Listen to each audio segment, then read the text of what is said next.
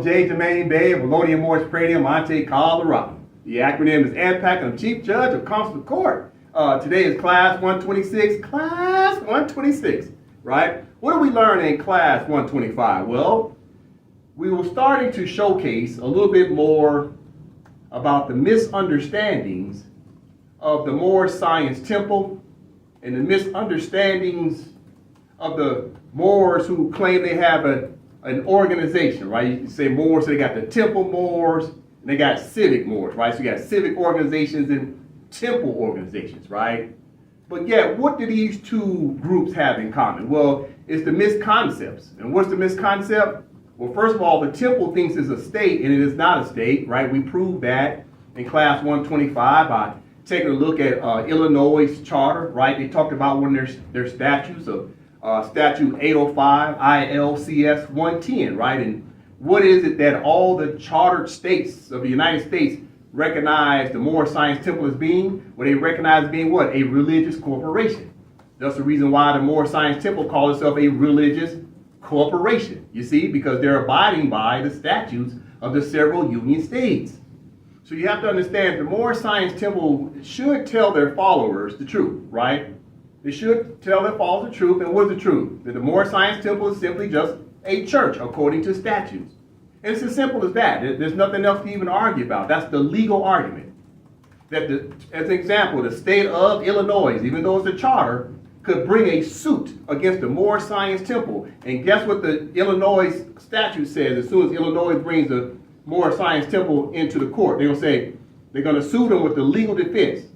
What will be the state of Illinois' legal defense against versus the Moorish Science Temple Incorporated? They're going to use their statutes of the Religious Corporation Act, right? That will be the Illinois' legal defense. Okay, if I was talking to Moorish Science Temple right now, they say they're a state. And I say, okay, Moorish Science Temple, what's going to be your legal defense? You going to use your Moorish Science Temple legislative acts? What laws does the Moorish Science Temple have? What have they passed through their executive branch and legislative branch? Well, they have no laws. They have no bylaws regarding law. They have no state laws. They haven't even acceded to or recognized any international laws. They haven't become parties or contracting parties to the Treaty of Peace and Friendship. A church cannot become a party to the Treaty of Peace and Friendship. So the Moors need to stop talking about the Treaty of Peace and Friendship until you become a party to it. Because nowhere in the Treaty of Peace and Friendship does it say anything about Moorish Americans or Indians. These names don't exist in international law. So I'm going to ask the Moorish Science Temple again, and I'm more specifically talking to the sheiks, the grand sheiks, and the national grand sheiks. Tell me what legislative act you're going to use as your legal defense, your legal argument to bring a so-called state dispute against the state of Illinois, right? And it doesn't exist. And this is why the Moors keep trying to utilize the municipal laws of the state of Illinois. And this is why the Moors keep utilizing federal statutes and res judicata of the United States. Because the Moors don't have their own laws. And who am I talking about? The Moorish Americans of the Temple and the Moorish Americans of the civic organization. So I'm asking the civic organization Moors the same question. If I was talking to Taj Sharif Bey right now and looking him dead in his eyes, if I was talking to Jamal Bey right now looking him dead in his eyes, if I was talking to Lamont Eel and looking him dead in his eyes, if I was talking to Cujo Eel and looking him dead in his eyes, and any other Moors who call themselves civic Moors, if in fact you're going to bring a suit against any of the several union states or the federal government, tell me the name of the legislative act you passed through your Moorish American government. What's the name of the legislative act that gives you a legal defense, a legal argument, based on laws that you have ratified through your legislative branch and executive branch of the Moorish American Civic Organization? Those laws don't exist. So therefore you have no legal defense as a Moorish American because you don't have no Moorish American laws. We got to tell the truth. What else did we learn in Class 125? Well, all the Moors for decades have been claiming the Kingdom of Morocco's flag. The Kingdom of Morocco has made a legal claim through their constitution Look at the Kingdom of Morocco's constitution of the year 2011, Article 4, and it says what? That flag, the red flag with the green five-pointed star, is the property, the possession, and recognized as the flag of the Arab state commonly known as the Kingdom of Morocco. And the Kingdom of Morocco's constitution does not provide any protections for any Moors whatsoever. I challenge any Moor to show me any legislative act that the Kingdom of Morocco has done in terms of recognizing Moors as citizens of the Kingdom of Morocco. It does not exist. But I would ask the same question to the temple Moors and the civic Moors. Show me your legislative act where you recognize the Kingdom of Morocco's flag as being your sovereign, independent flag of your state. It doesn't exist. You can't prove it. And this is why the United States and their several union states keep telling the Moors that everything you say in Moors is a belief. Everything you're saying, Moors, is what? Frivolous, patently frivolous, and arbitrary and capricious. And what do the Moors do? They get upset and they think, oh man, you just a colonist, you just a white man, you de facto, and you're a European, and you just lying. No. The American, and who am I talking about when I say American? I'm talking about anyone who's been recognized as an American citizen, has been naturalized. Keep in mind that all Americans are naturalized, no matter what their crayon status is. Everybody's naturalized under the 14th Amendment. Everybody, including white folks. There ain't no such thing as white people. That's a made-up caste system. Everybody's been naturalized as American, right? So what you have to understand is the Kingdom of Morocco's flag does not provide Moors with any protections. Does that mean you can't fly that flag? No, you can fly anybody's flag if you want to.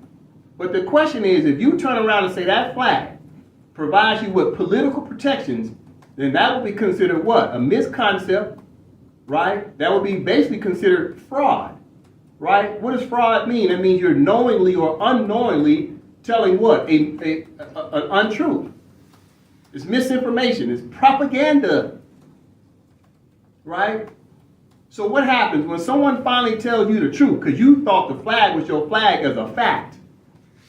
But then someone delivers the truth and shows you the truth that is not your flag.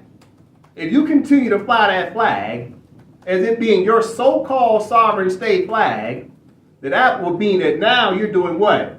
You're participating fully in the fraud.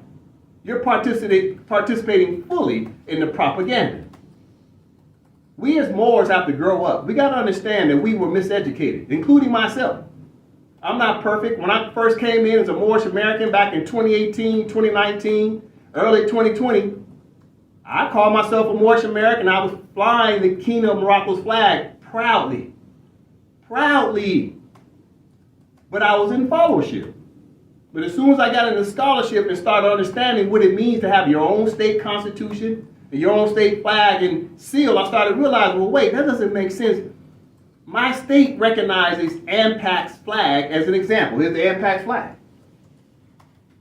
So if we recognize that flag as our state flag, then how is the Moors are recognizing the Kingdom of Morocco's flag as their flag? Because I know that they don't have a government to recognize the Kingdom of Morocco's flag. Then I started reading the Kingdom of Morocco's constitution, because I've been reading constitutions of other people's territories, because I'm into scholarship instead of followership, and realized that the Kingdom of Morocco has been claiming that red flag with the green pointed star ever since 1962. So we as Moors have to get into scholarship and get out of followership. So we have to tell the Grand Sheiks, the national Grand Sheiks, we got to tell them, look, it's time for us to course correct as a people. We as Moors got to come back together as one people. So therefore, the flag is not our flag, and we are not Moorish Americans, and we are not Americans. If you are still an American, that means you've been naturalized as American. This is why they said in Resolution 75 of 1933 that you are a former Moor, that you've been Americanized, right, through an act, right? What act? Naturalization Act of 1870, through that act. What's the other act that made you a naturalized American? Well, it's called a treaty, Treaty of Madrid, of 1880, right? Article 15 allowed the the 12 signatory powers, including the United States of America, to naturalize you legally and lawfully. So the United States had already passed certain acts, right? They had the 13th Amendment, 14th Amendment, 15th Amendment, Naturalization Act of 1870, right? That was their, what you call the internal domestic laws they passed. They ratified internal domestic laws that naturalized the Moors. But then guess what happened on an international level? The Sultan came in with his pen and he confirmed all of the United States of America's internal acts. So the Sultan agreed, he consented, and he acquiesced by signing on to a treaty called the Treaty of Madrid, which is called what? Right of Protections in Morocco. Keep in mind, Morocco is an empire. So the 12 signatory powers that signed on to it, which is, like Great Britain, France, Germany, Spain, Portugal, you name it, they all were given a right, a privilege, to naturalize the Moors lawfully through a treaty, and treaty is supreme law of the land. So the United States at first, they only had internal domestic laws. But as soon as the Sultan signed a treaty, that became the supreme law of the land, that the United States of America could lawfully and legally naturalize the Moors. So the Moors keep running around saying, I didn't sign no contract. Guess who signed the contract for you? The Sultan in 1880. Well, why didn't you know that? It's because of your leaders. Either your leaders haven't been studying, or they've been studying, but they've been paid off not to tell you. It's either or. But guess what? Pick one of the two or pick both, but both means you're what? Incompetent. So therefore, our leaders have been incompetent. No matter which one you choose, whether they didn't know or they knew, it makes them compromise. Period. That's the truth. Right? So what do we need to do now? Everybody needs to start all over. The sheiks, the grand sheiks, and the national grand sheiks need to start all over and start from scratch and start studying international law. The civic Moors who've been studying municipal laws of the state of Virginia and the United States, res judicata, you need to throw all that in the trash and start all over. It's Sankofa. You need to look back and see what you've done wrong and then move forward. That's 101s. 101 means you're starting all over. A new series. You need to study adult books. What's the adult books? It's called international law. Study that. Everybody got to start all over. I had to start all over. I was a Moorish American. I had to get out of fellowship. I got into scholarship. We all got to do it. We all have to just swallow our pride, get over your ego, have some humility, and start all over. Because if this was a race, a marathon of decolonization, the Moors in the West are at the back of the marathon. We're some of the last Moors to wake up on planet Earth, but we the ones got the biggest egos, right? We're the narcissists because we think we know every damn thing, and we don't know crap. You got the Africans that they already decolonized since the 60s. Shaka Zulu already decolonized in the 60s. We sitting over here, we got a cell phone, a laptop, and everything, and we still over here colonized people. The islanders have decolonized. Talking about passport bros. Passport bros got passports going over to an island that has decolonized. You coming back to the United States jurisdiction, back to a colonized territory. We got to stop acting like we the shiznick, because we're not. We need to understand that we have failed as a people. We have failed as a people. Failed to do what? Read international law. Contemporary international law has been out since 1945. Over 75 years.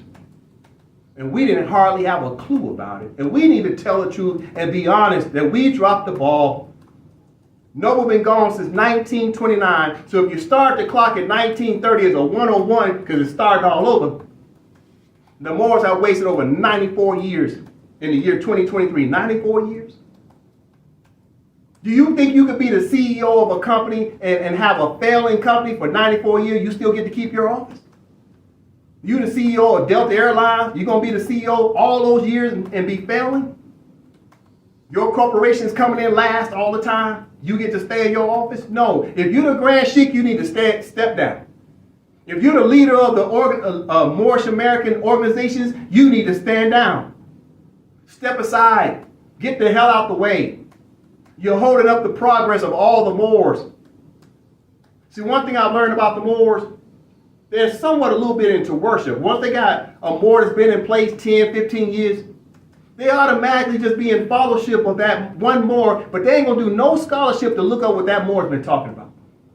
This is what I'm learning about the Moors. I've only been in the movement 5 years, but I've been studying all the Moors. I went back and looked at all the VHS tapes of Cujo. You know, I had to go find a VHS player and a Betamax player, and I put some tapes in there, and I watched Cujo. I watched Tariq Bey on his old microfilms and all that stuff. Guess what? The Moors ain't been studying nothing about decolonization.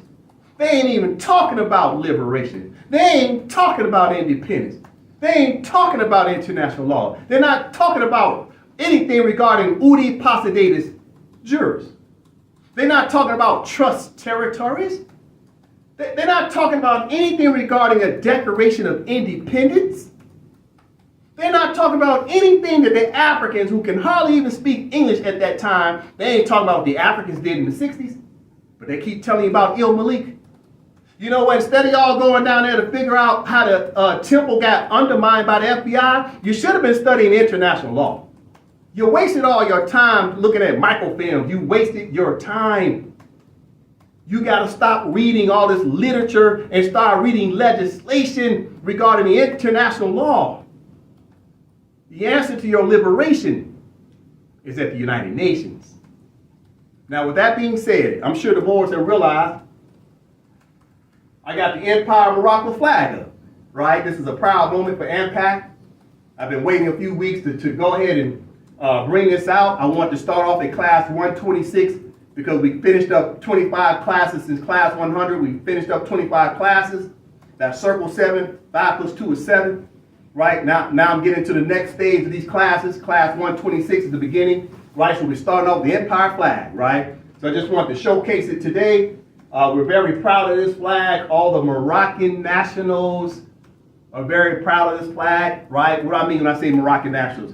Any Moors who were Moor subjects and followed the instructions of the Treaty of Madrid of 1880, Article 15, Paragraph 1, and have returned to Morocco and pledged their allegiance to a Moroccan state government by application. And that Moroccan state government took a look at the application and accepted the application, and then recognized that Moors being Moroccan. So therefore, this flag right here represents all Moroccan nationals who have Moroccan national state ID. And those Moroccan nationals voted for this flag. Right? They voted for this flag. Now, does that mean Moorish Americans can't use this flag? No. Moorish Americans, if you got access to it on Amazon, whatever, by all means, order the flag. At some point, all of y'all are going to have to return to Morocco. This flag belongs to the public. There's no patent on it. It belongs to the people. Anybody can fly this flag. Anybody on planet Earth.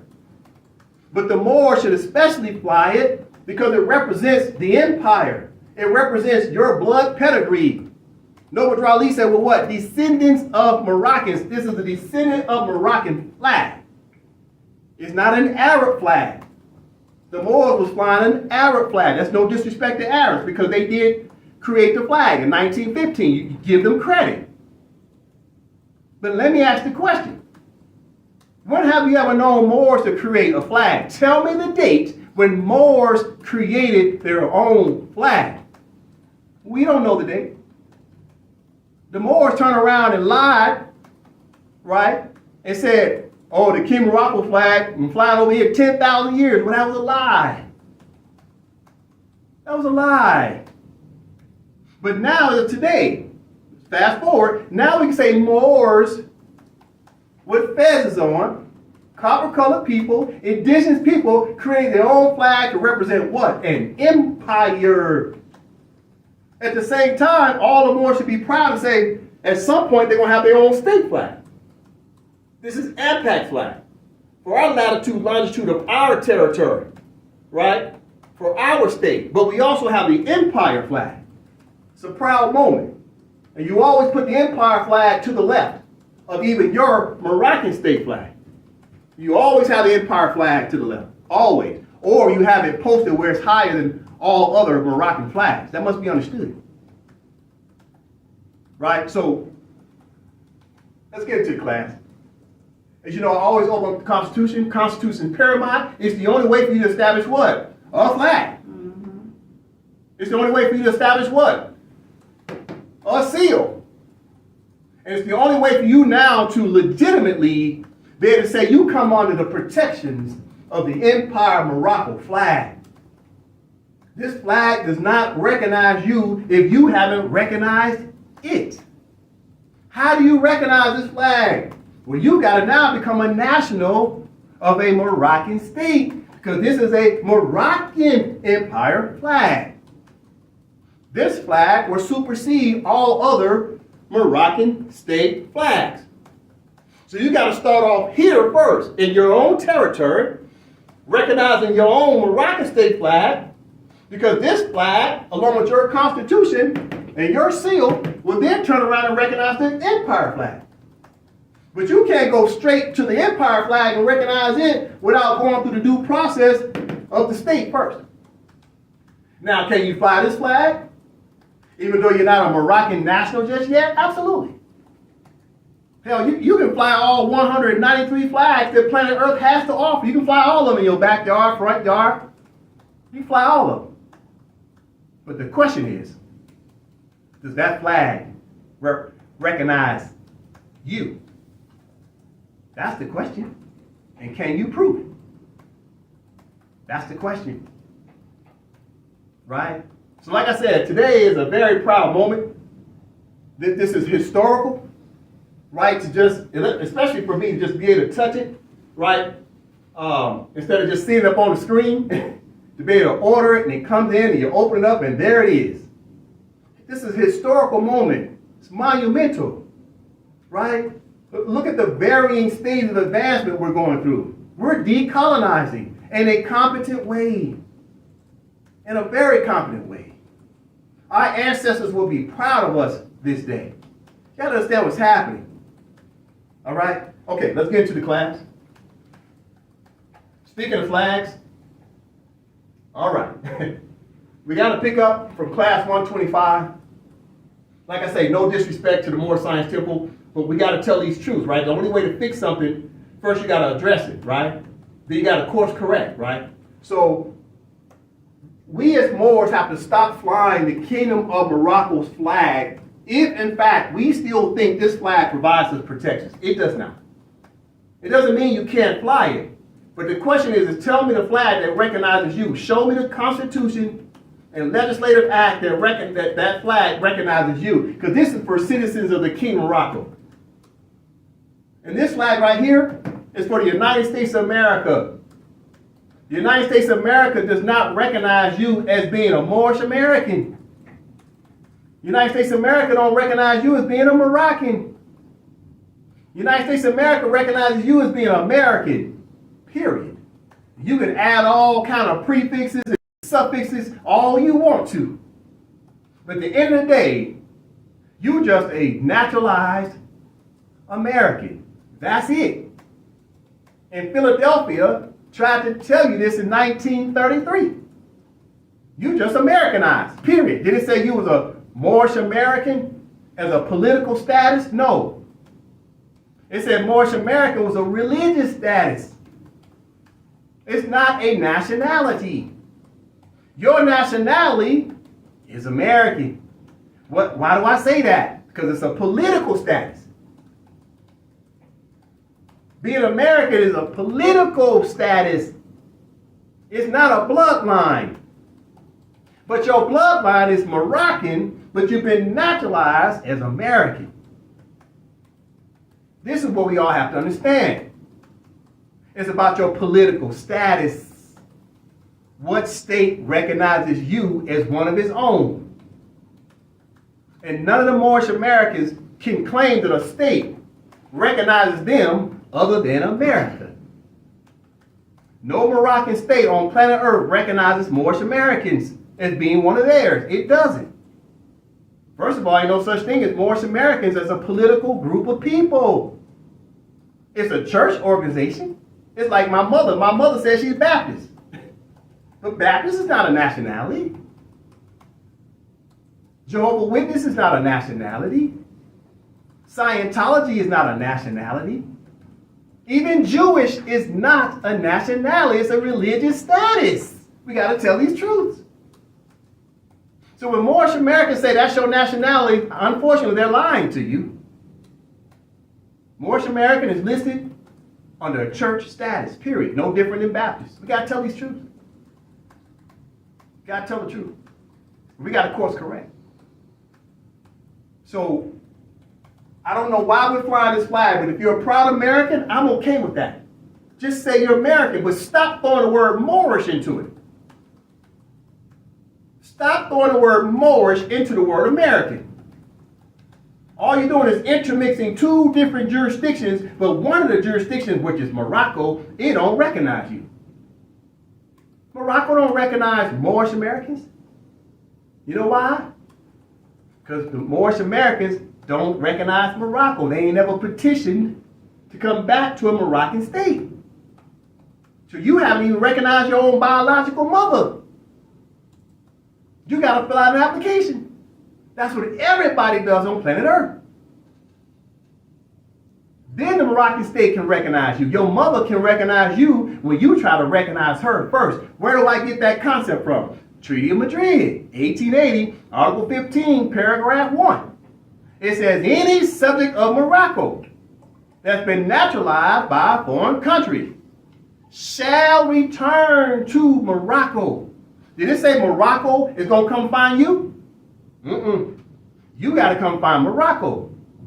Did Kansas come looking for Dorothy? No. Dorothy had to come looking for Kansas. So the Moors, if you don't follow the instructions of international law, which is the Treaty of Madrid of 1880, Article 15, says you have to return and petition back to the state. If you haven't done that, that means Morocco don't recognize you because you haven't recognized Morocco. Simple as that. But guess who does recognize you? United States of America. Or should I say the United States Federal Corporation. Because nobody on planet Earth that calls themselves American is a citizen of the United States of America. Everybody that calls themselves American is a citizen of the United States Federal Corporation, i.e., citizens of the United States International Intergovernmental Organization. Because the United States domestically operates as a federal corporation. On an international level, they operate as an international organization. We got to study this. If you study international law, you would know this, right? So I'm here trying to help the Moors, right, through AMPAC study session, because AMPAC study session is what? An educational platform, right? We got to study. If you look at the Treaty of Affairs of 1912, Article 1, what does it say? What was the 6 reforms that the Sultan wanted France to institute regarding a new regime?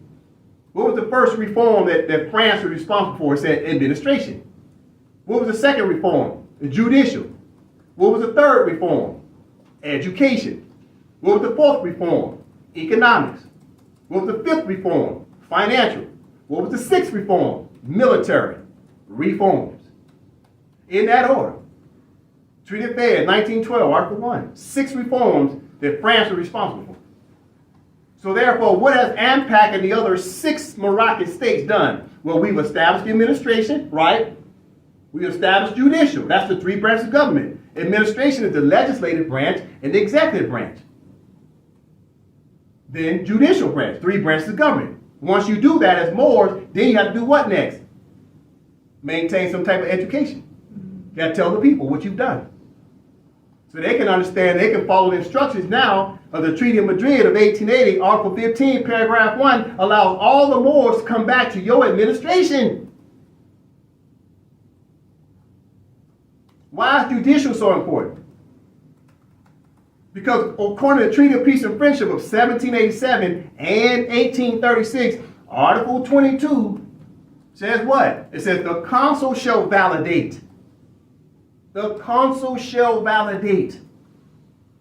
When you receive your property back, the judges validate who's a national and who's not. Judges have to validate that. Why? Because judges are bound to know the law and enforce the law. When judges put their signature on a document, it's solidified. It is settled. It's well settled principle when a judge signs it. So Article 22 of the Treaty of Peace and Friendship is about the consular court validating your forms to say that you actually returned to Morocco and that the state recognizes you and you registered your name with the state. And the judge verifies that, validates it. That's Article 22. The Moors got to learn how to follow instructions. That's our problem. We think we out on the blacktop playing basketball, making up on our own rules. No, you got to learn how to play NBA organized ball. Stop making up your own rules. Play organized politics, and you'll win. You can decolonize just by following the simple instructions. How do I know that? Because the United Nations already held 80 plus territories on planet Earth to decolonize. 80 plus. That's what you call well-settled principle. That's what you call res judicata. That's precedent. Why haven't the Moors followed the instructions? I'll tell you why. Leadership. So we got to stop doing this, Moors. This is not our flag. You want to fly it? Fine. But where the heck is your flag? Where's your flag, Temple Moors? Where's your flag, civic organization Moors? Where's your own flag? That's the question. Let's continue. So as you know, the Wazir Regional Council found it proper to establish the empire flag, right? Through the recognized Moroccan states and the nationals of the states voted on the empire flag, right? So now the empire flag now has taken a position where the empire flag supersedes all other flags, right? Now keep in mind, it's King Morocco's flag and the Amazigh people flag, right, who are recognized in the King Morocco's constitution. It recognizes the Amazigh people, right? So these two flags right here don't come under the empire flag, but I have their flags on there as an honorable mention, right? Just out of due respect that we recognize them as being a part of indigenous people or Arabs, right? Okay? However, these 7 states, 1, 2, 3, 4, 5, 6, 7 states recognize the empire flag as being supreme flag that brings all of us together, okay? All right. Now, speaking of the flag, we must not forget, what's the flag about? The flag has principles about it. It's not just, we didn't just design a flag, right? We put together a flag based in principles, not just design. What are the principles of the flag? Okay, well, the 5 points haven't changed, right? Love, truth, peace, freedom, and justice. But then we added 2 stripes, right? A green top stripe and a bottom green stripe. And the top one represents what? International law, which is treaties. All international law is based in what? Treaties. And the bottom green stripe is about what? Moroccan law. Because the international law is supreme. Moroccan law is your internal law. But always remember that the international law is a subject of Moroccan law, because international law was founded on the principles of Moorish treaties. That's the truth. The Charter of the United Nations was established, right, from the League of Nations of 1920 to 1946. The League of Nations was established by France, and France at the time was controlling the Empire of Morocco. They had the power of the pen, right? So before the League of Nations, it was what? The diplomatic body at Tangier over in the Kingdom of Morocco. Today it's called Kingdom of Morocco, but back then in the early 1900s, just the Empire of Morocco. So Tangier is located in the Kingdom of Morocco as of today. But the diplomatic body was the first United Nations headquarters, right? And that's where they signed the 1906 Act of Algeciras.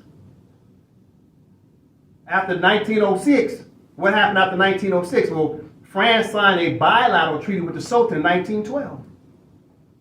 Once France signed a bilateral treaty with the Sultan in 1912, what happened next? Sultan gave France the pen to oversee all the Moorish treaties and establish a new regime of what? Administrative, right? Judicial, right? Education, right? Economic, right? Financial, right? And military reform. Those 6 principles in Article 1 of Treaty of Fez in 1912. When France did that, they established the League of Nations 1920. They were doing that under the auspices of overseeing the Empire of Morocco. So everything France established was based in Moroccan law. They had the power of the pen like they were the de facto sultan. So when France established the League of Nations covenant, that was an extension of Moroccan law. Then they dissolved the League of Nations in 1946, but just before they dissolved it, they established what? The United Nations Charter in 1945. And France once again came in and gave a grant permission for that charter to exist. Keeping in mind, the charter was signed where? In San Francisco, California. Where is San Francisco, California located, jurisdictional speaking? In the Empire of Morocco. Mm-hmm. So France had to give the grant because France acted like a de facto sultan, so therefore the charter is now an extension of the covenant of the League of Nations, which means an extension of Moroccan law. So the charter's provision itself is a subject of Moroccan law. You gotta understand this. All right? So now that we're establishing internal state Moroccan law, right, to govern the great enterprise, commonly known as the Empire of Morocco, well, guess what's already governing the Empire of Morocco? International law. United Nations resolutions are a subject of Moroccan law. This must be understood because they're maintaining the customs. France was maintaining the customs, the customary norms of Moroccan law through the pen that they was granted the pen to write Moroccan law. You can understand this.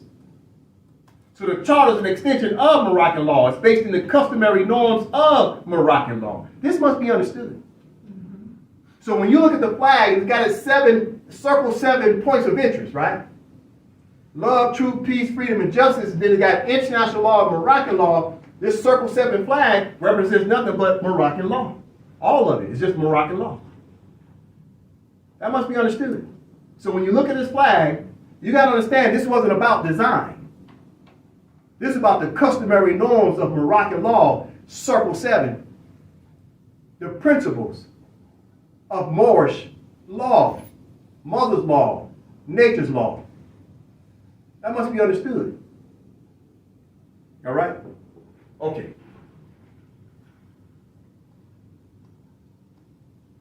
As the Moors know, as a follow-up, knowledge is free at the WRC. So any Moors petitioning the WRC to learn more to get into statehood, give the WRC a call or email them, right? So here's their contact information, okay? But most importantly here is knowledge is free at the WRC. We don't want no cash app. We don't want no donations. You can keep your gold and silver coin. All thing we want is your time. That way we can show you how to uplift fallen humanity in a very competent way. All right? Okay. Let me say this for the record. So I know I've been going in on the Moorish Science Temple a little bit, and I don't mean no disrespect, but we just got to tell these truths. Sometimes the truth can be messy, but we gotta be adults and come together and talk. What do I have up here? This is me during our public inauguration of May 1st of 2021. What do I have up here? Why do I have this up here? To show you that we have the Kingdom of Morocco's flag right? And then we had AMPAC's flag up there as well. So as you can see, even back in May of 2021, even myself, Jay Bay, the chief judge of consular court, even I had misconceptions. I was growing in my knowledge. I was at varying stages of advancement, right? But as I continued to study, I realized technically, legally, and lawfully speaking, that flag of the Kingdom of Morocco should not have been a part of our public inauguration. See, I can openly admit that. Why? Because that's what life is all about. It's about learning and course correcting. This is what it means to be an adult. This is what it means to be wise. Your wise dome, right? When you can admit when you had misconcepts, miseducation, that's okay. Just admit it. You made a mistake. That's okay. But you know what the real mistake is? Repeating a mistake. When you already know better and you keep doing it. After that, it becomes what? Habitual. That's what it becomes. It becomes habitual because you know better. And now that when you know better, you're supposed to do what? Do better, right? So now I can admit on May 1st, 2021, that we were flying the Kingdom of Morocco's flag and that was a misconcept. But that's okay. We course correct. Now we'll be flying the Empire of Morocco flag from here on out. From the year 2023 on beyond, for the next 100, 200, 300 years, there's the flag right there. There's the flag. So I look forward to seeing the Moors in the future who have their public inauguration and they now have the empire flag to their left. And they no longer have the Kingdom of Morocco's flag. And we will show our growth, right? We're at varying stages of advancement, of knowledge, and due process of administration. You understand what I'm saying? That's the good news. We learn from our mistakes. But I wanted to put that on the record. You see how I'm big enough to say, I made a mistake? Islam. I taught Moors. Hey man, that Kingdom of Morocco flag is our flag. I told that to Moors. I taught that to Moors. Now I have to go back to my students and say, hey, J. Bay made a mistake. We got to course correct. It's okay. Once you recognize you made a mistake, fix it. Your students, people who appreciate you, will respect that. Why am I saying this? Same thing to the sheiks, grand sheiks, and the national grand sheiks. You need to course correct. Admit your wrongs. Admit your faults. I'm talking to the organization Moors, right?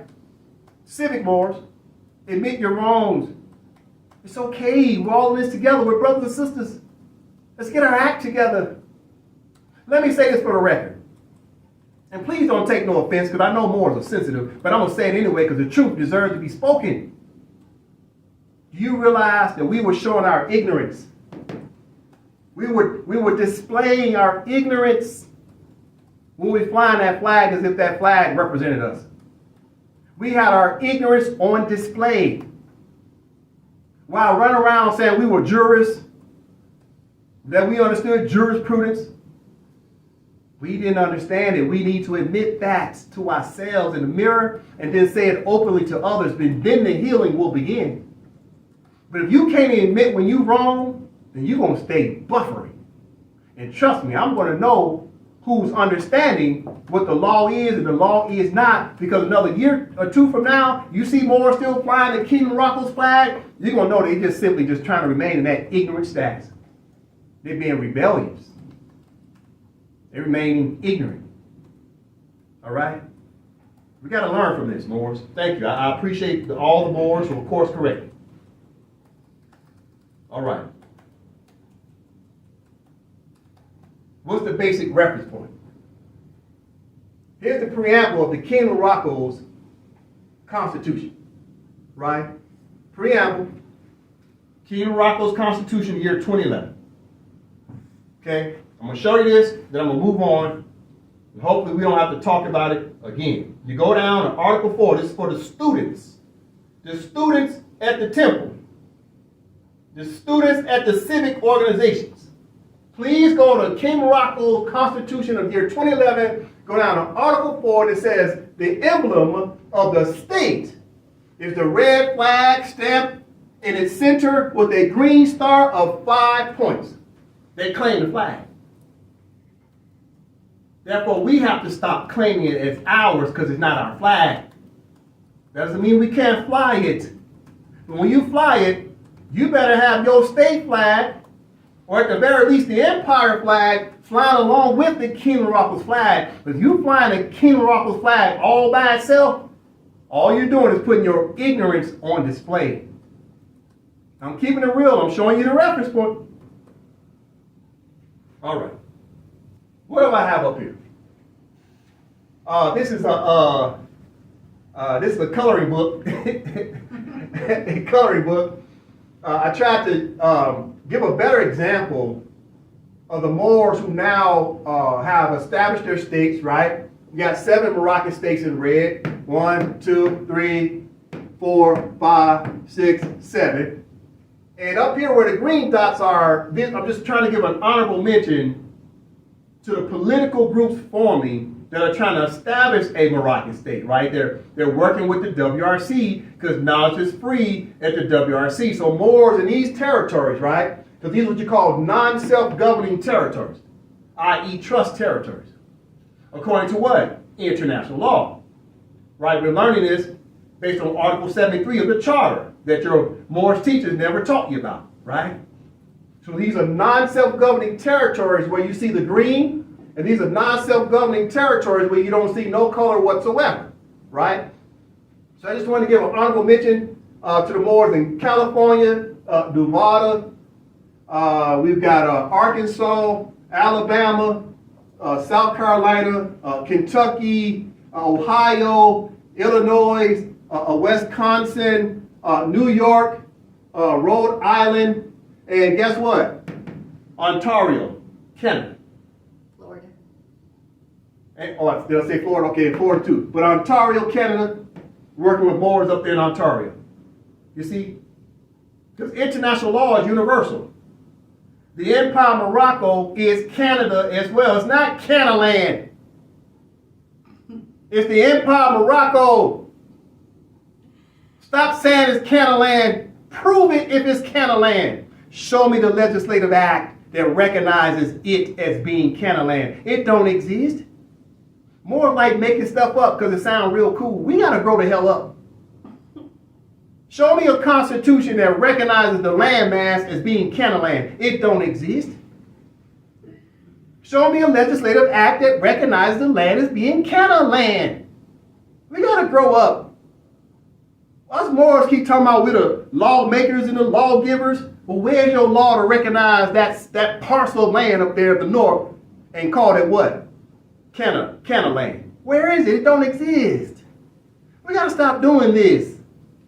The teachers got to stop doing it. The leaders, stop doing this. This is propaganda. You're lying to your students. Prove me wrong if it's Canaland. Prove it. And stop saying if you can't prove it.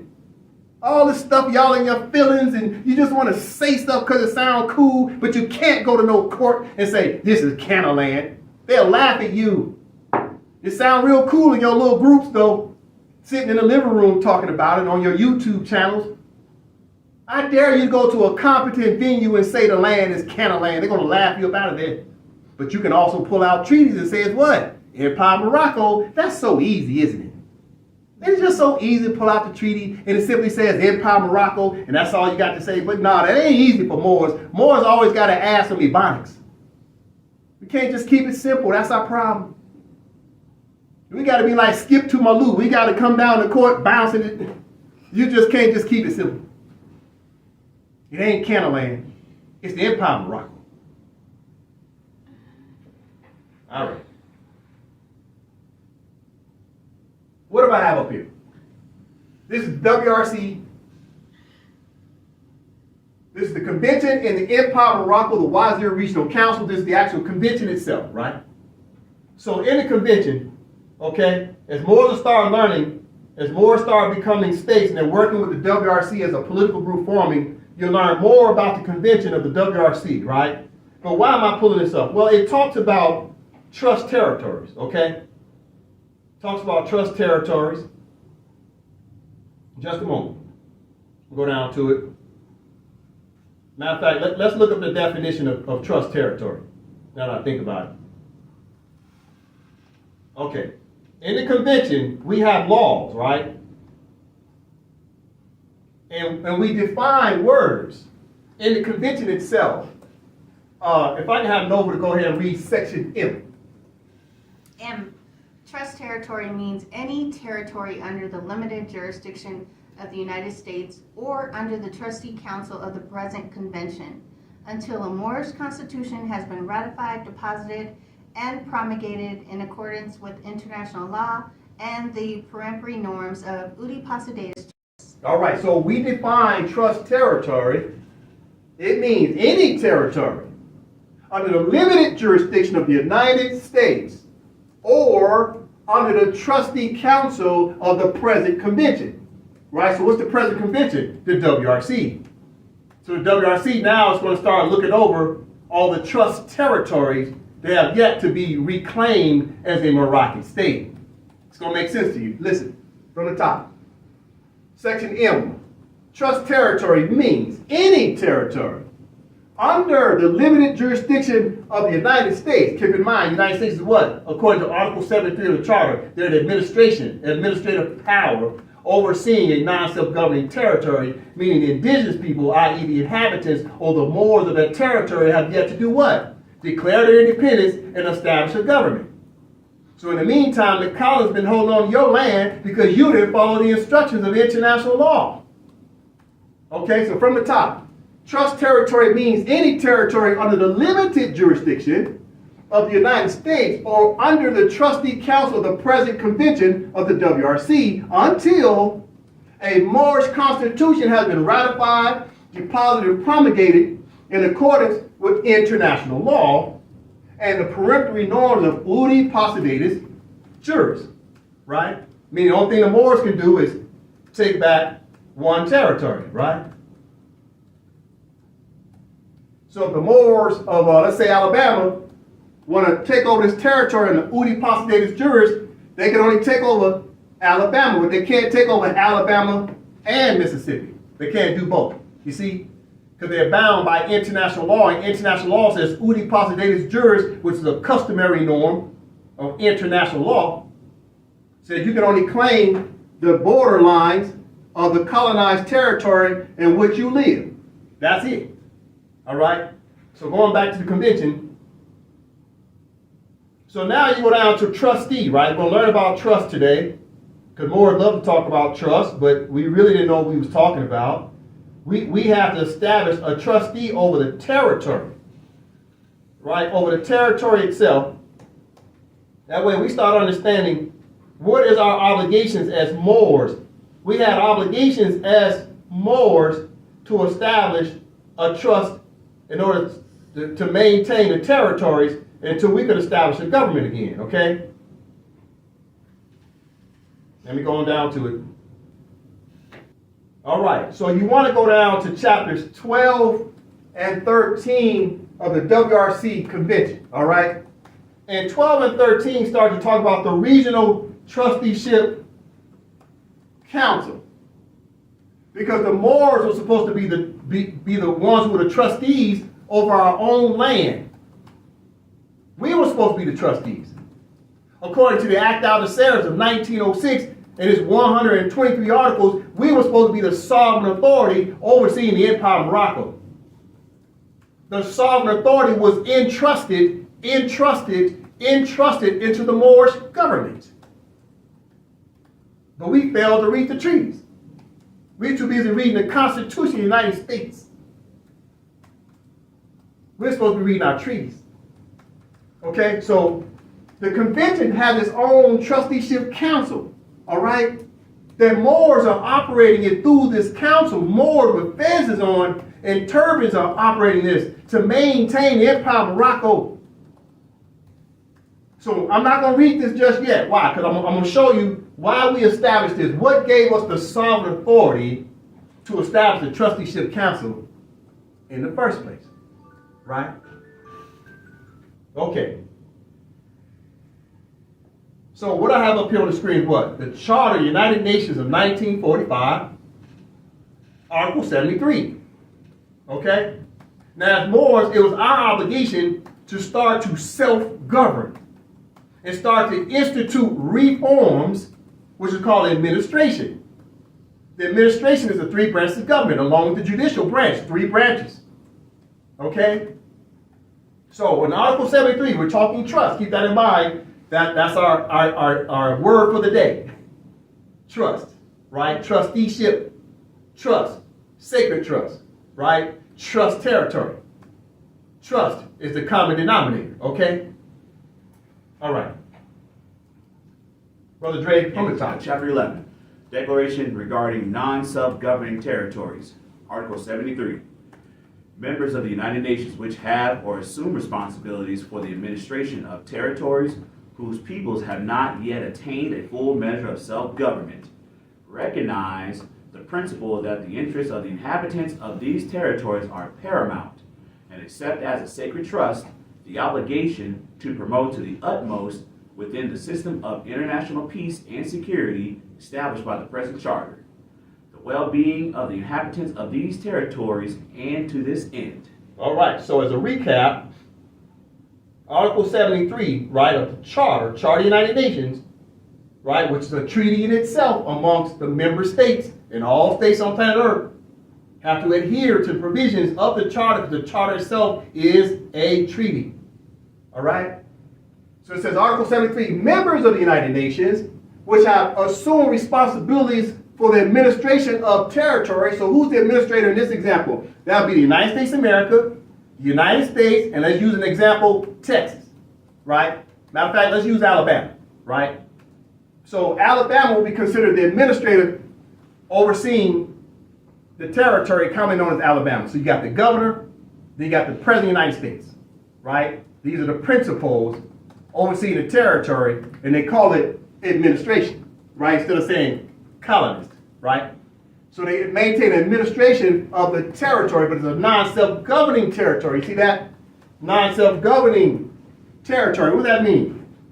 Isn't that kind of oxymoron if you say, well, Alabama's a non-self-governing territory? You say, that don't make sense. So what are they trying to say? Well, the colonists have a government, but guess who doesn't have a government? What they tell you next is who? The inhabitants, right? So it says right here. Take it from the top. Members of the United Nations which have assumed responsibility for the administration of territories whose people have not yet attained a full measure of self-government. See? So it's about the indigenous people don't have no government. Then it continues to say what? Recognize. So who recognizes? The member state, the member, which is the United States of America, recognizes the principle that the interests of the inhabitants, the Moors, of these territories are paramount. So the Moors wants and needs the will of the people. The will of the people come first over the colonists. Read it again. So the United States of America is supposed to recognize the principle that the interests of the inhabitants, the Moors, of these territories are paramount. What does paramount mean? First. Continuing. And accept as a sacred trust. So the United States of America accepted the sacred trust. What's the trust? That's the land. That's the land. The trust is the land, and the trust is also the people, and everything that comes along with the trust. That's the great enterprise. It's the movable and immovable property. Right? Okay, so right here, the United States of America accepted as a member state the sacred trust and the obligation. That's key. It's an obligation. It's not maybe they'll do it.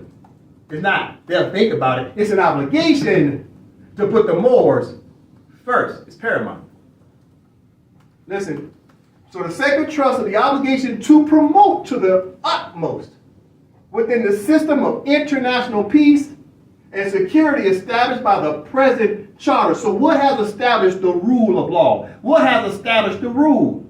What has established the procedure? What has established the obligation? It was what? The charter. Not the United States Constitution. Not their statutes. Not their municipal law. That's not supreme law. The supreme law when it comes to the states is international law and the charter. Not the United States internal laws and municipal laws. Like I told the Moors, go look the word municipal law in the Black's Law Dictionary. It says what? A contradistinction to what? International law. By their own definition, they're not abiding by international law. But yet, it's an obligation. You see how they can't get out of this? Listen. So it's an obligation to promote to the utmost within the system of international peace and security established by the present charter, the well-being of the inhabitants, the Moors, of these territories and to this end. Right? So it's all about the sacred trust. The sacred trust is the land and the people itself. And everything within that territory. You understand what's happening? Okay. So, like I said, we're talking about trust, going back to WRC. It was the obligation of the Moors to establish their own regional trusteeship council. What's a region? The region from the east coast to the west coast, that's a region. A region is not a state. A region is a large swath of territory that encompasses several states. You see? So we were supposed to establish our own trusteeship council, but in the meantime, they gave the obligation to the United States of America to oversee the territory until when? Until the Moors got to various stages of advancement to govern. You see? Now, speaking of trust. All right.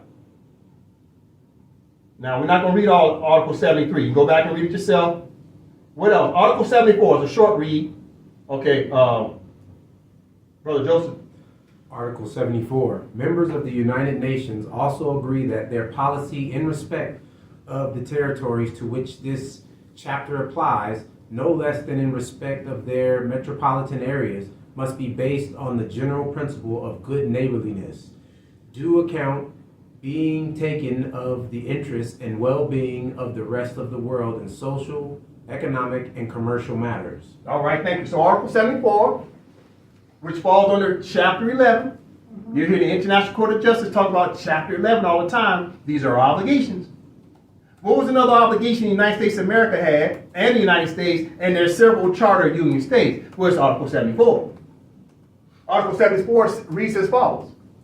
Members of the United Nations also agree. I'm going to read it again. Members of the United Nations also agree that their policy, what is policy? Their internal municipal law. That's their policy. Foreign policy or domestic policy, statutes, ordinances, etc. are policies. Let's take it from the top. Members of the United Nations, United States of America, also agree that their internal laws, domestic laws, in respect of the territories to which this chapter applies, no less than in respect of their metropolitan areas, must be based on the general principle of good neighborliness. What does that mean? The colonists are neighbors with who? The inhabitants. And they're supposed to establish policies to be good neighbors to the Moors, while the Moors were going through varying stages of advancement. You see? So they're not supposed to have any policies that maintain any type of abuse, threats, breaches, or acts of aggression against Moors who are going through varying stages of advancement of statehood. Let's take it from the top. Article 74. Members of the United Nations also agree that their policy in respect of the territories, the Moorish territories, to which this chapter applies, no less than in respect of the metropolitan areas, must be based on the general principle of good neighborliness, due account being taken of the interests and well-being of the rest of the world in social, economic, and commercial matters. So there's supposed to be respect when they're dealing with Moors who are at varying stages of advancement. All right? Okay, what's next? We're talking trust. Okay, so now the Charter of the United Nations, Chapter 12, talks about international trusteeship system, right? Mm-hmm. So keep in mind, what they just finished talking about? Territories that are non-self-governing. Now immediately they now follow up talk about what? Trustees. Well, why are they talking about trustees now? Oh, okay, it's because what? First, in Article 73 and 74, it says, the United States of America is responsible for the territory. It's the administrative power. But now the charter turns around and says, but we recognize we still need to put together a trusteeship system where we can bring in arbitrators to represent the indigenous people. We can't leave it up to the colonists to manage the inhabitants all by themselves. You need a watchdog. So they created the international trusteeship system where they put together a multinational committee to be an arbitration trustees for the territories. That way they create a buffer between the inhabitant, the Moor, then you got the trusteeship member, then you got the colonists, which would be the United States of America. So it's three parties. You see? Three parties. You got the Moor, trusteeship council, then you got the colonists, United States of America. So the trustees of the trusteeship system and council were supposed to be advocates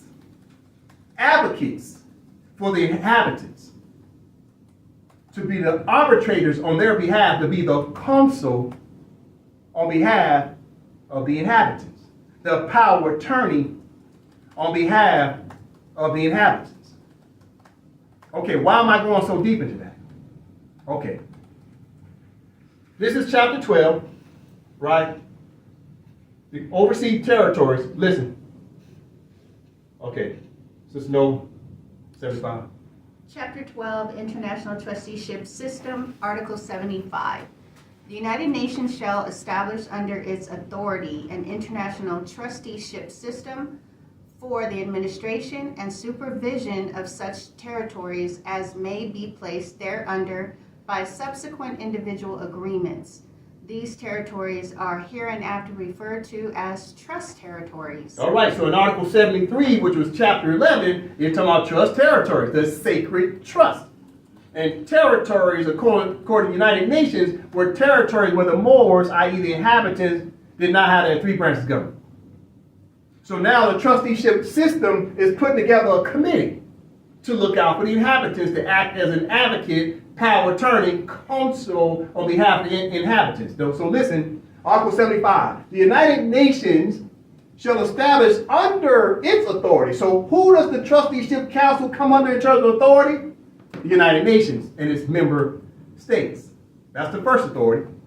So United Nations shall establish under its authority an international trusteeship system for the administration and supervision of such territories as may be placed thereunder. So the inhabitants, the territory, let's say Alabama, came under the supervision of the trusteeship council members. You see? And the trusteeship council members come under the supervision of who? The United Nations, General Assembly, and the Security Council. You see how it's working out? But the Moors never declared their independence. The Moors never drafted constitutions in accordance to Udi Possidetis Juris. So the trusteeship council and the trusteeship system could not come in and help Moors as an advocate because the Moors themselves never followed the instructions of international law to A, declare their independence as Moroccans, and B, to draft a constitution so they had three branches of government and a republic.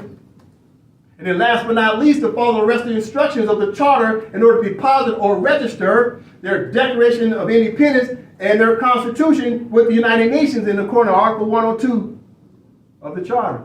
They never did it. Therefore, there could be no protections for the Moors. Because Moors didn't sign an agreement.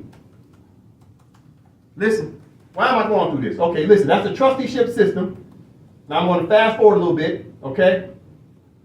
Right here. Matter of fact, Article 76. This is a good one. All right, I'm listening, Nola. Article 76. The basic objectives of the trusteeship system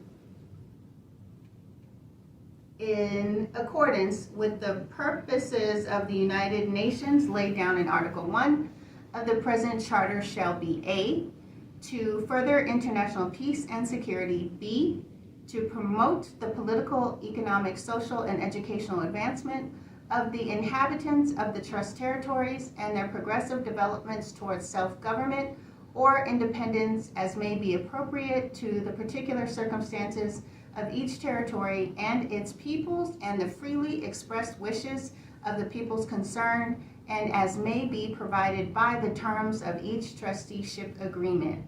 C, to encourage respect for human rights and for fundamental freedoms for all without distinction as to race, sex, language, or religion, and to encourage recognition of the interdependence of the peoples of the world. And D, to ensure equal treatment in social, economic, and commercial matters for all members of the United Nations and their nationals, and also equal treatment for the latter in the administration of justice without prejudice to the attainment of the foregoing objectives and subject to the provisions of Article 80. Yep. So this is about what? Trying to establish self-government, right? Self-government. More supposed to try to establish self-government or independence, right? This is in the charter talking about self-government and independence. More has been talking for decades. Yeah, man, we need a government. Okay, why weren't you reading the charter? The charter would gave you protections. You could have followed the instructions. But the leaders didn't have the board reading the charter. Why not, is the question. Okay, so let's bounce a little bit. Okay, so that's the trusteeship system, okay? Then it comes down, chapter 13 has a trusteeship council, okay? So you put together the system, then you have what? The council members themselves, right, to oversee the system, all right? Now, why am I jumping like this? And I'm not reading all the articles. It's because it's kind of irrelevant. Why do I say it's irrelevant to read the full chapter of chapter 12 and 13 of the Charter of the United Nations? Okay, here's why. All right. Okay, from the top. Nova? Trusteeship Council, United Nations. The Trusteeship Council suspended its operations on the 1st of November of 1994, a month after the independence of Palau, the last remaining United Nations Trust territory, by a resolution adopted on the 25th of May of 1994. The Council amended its rules of procedure to drop the obligation to meet annually and agreed to meet as necessary. Needed, right. Okay, so what happened? The Trusteeship Council got gutted. It was too effective. It was too effective, right? From 1946 until 1994, the Trusteeship Council had helped over 80 plus territories to decolonize. So the Security Council, who's responsible for the budget for the Trusteeship Council, turned around and gutted the Trusteeship Council. Because the Trusteeship Council was doing too good of a job as an advocate, as the council on behalf of the inhabitants. They had become very efficient at what they were doing since 1946, all up to 1994, right? Now keep in mind, the Moors at any time could have petitioned the United Nations between the year 1946 and 1994. So don't blame this on the fact that the Security Council gutted the Trusteeship Council and now there's no trusteeship members to help the Moors anymore. Because the Moors had from 1946 to 1994 to get their act together. So we got to burden some of that fault as well. However, what else happened? Okay. These are what you call, at the time, non-self-governing territories, right? And the Trusteeship Council could have came in and helped all the Moors and all these territories to start establishing udi possidetis juris states, right? To reclaim the demarcation lines, such as Alabama. The Trusteeship Council could have came in and helped, right? But listen, when they gutted the Trusteeship Council, they established what's called the C-24. C-24, okay? That's what they like to call themselves. the C24, which is the Committee 24, which is a watered down version of the Trusteeship Council. You got to understand the difference between a trust. A person in the status of trust has a lot of power. So they took away this title of trustee, and then they introduced some council members of the C24, which are basically just mediators. There's a difference between mediator and arbitrator, who acts as a representative or an advocate for you, versus someone just being a mediator who really don't pick a side. That's no disrespect to the C24, because this is what the Security Council set up as a watered down version of the Trusteeship Council. Everybody knows this on planet Earth. This is not a secret. So the C24 now has taken the place of the Trusteeship Council. Okay, Brother Dre. The United Nations Special Committee on the Situation with regard to the implementation of the Declaration on the Granting of Independence to Colonial Countries and Peoples, or the Special Committee on Decolonization, C24, is a committee of the United Nations General Assembly that was established in 1961 and is exclusively devoted to the issue of decolonization. So the C24 helps with decolonization. Why do the Moors know that? Moorish Americans don't know nothing about the C24. Why? Because of your leaders. That's why. But the decolonization about decolonizing what? The sacred trust, which is the trust territories. We're talking trust, right? So since the United Nations Security Council, not the General Assembly, but the Security Council of the Permanent Five, who are the P5 of the Security Council? The United States of America, France, Colonizers. right? Colonizers, United Kingdom, right? Then you got Russia and China. So Great Britain, France, right? The United States of America is looking at the Trusteeship Council like, man, y'all, this is getting too close to home. They could feel it. They're watching Africa decolonize and all the islands decolonizing, and they could feel it just moving closer and closer and closer to their primary residence, where they laid their head. They said, oh, we got to shut this down. So since they shut it down, guess what? The Moors don't have to turn around and try to petition the Trusteeship Council no more.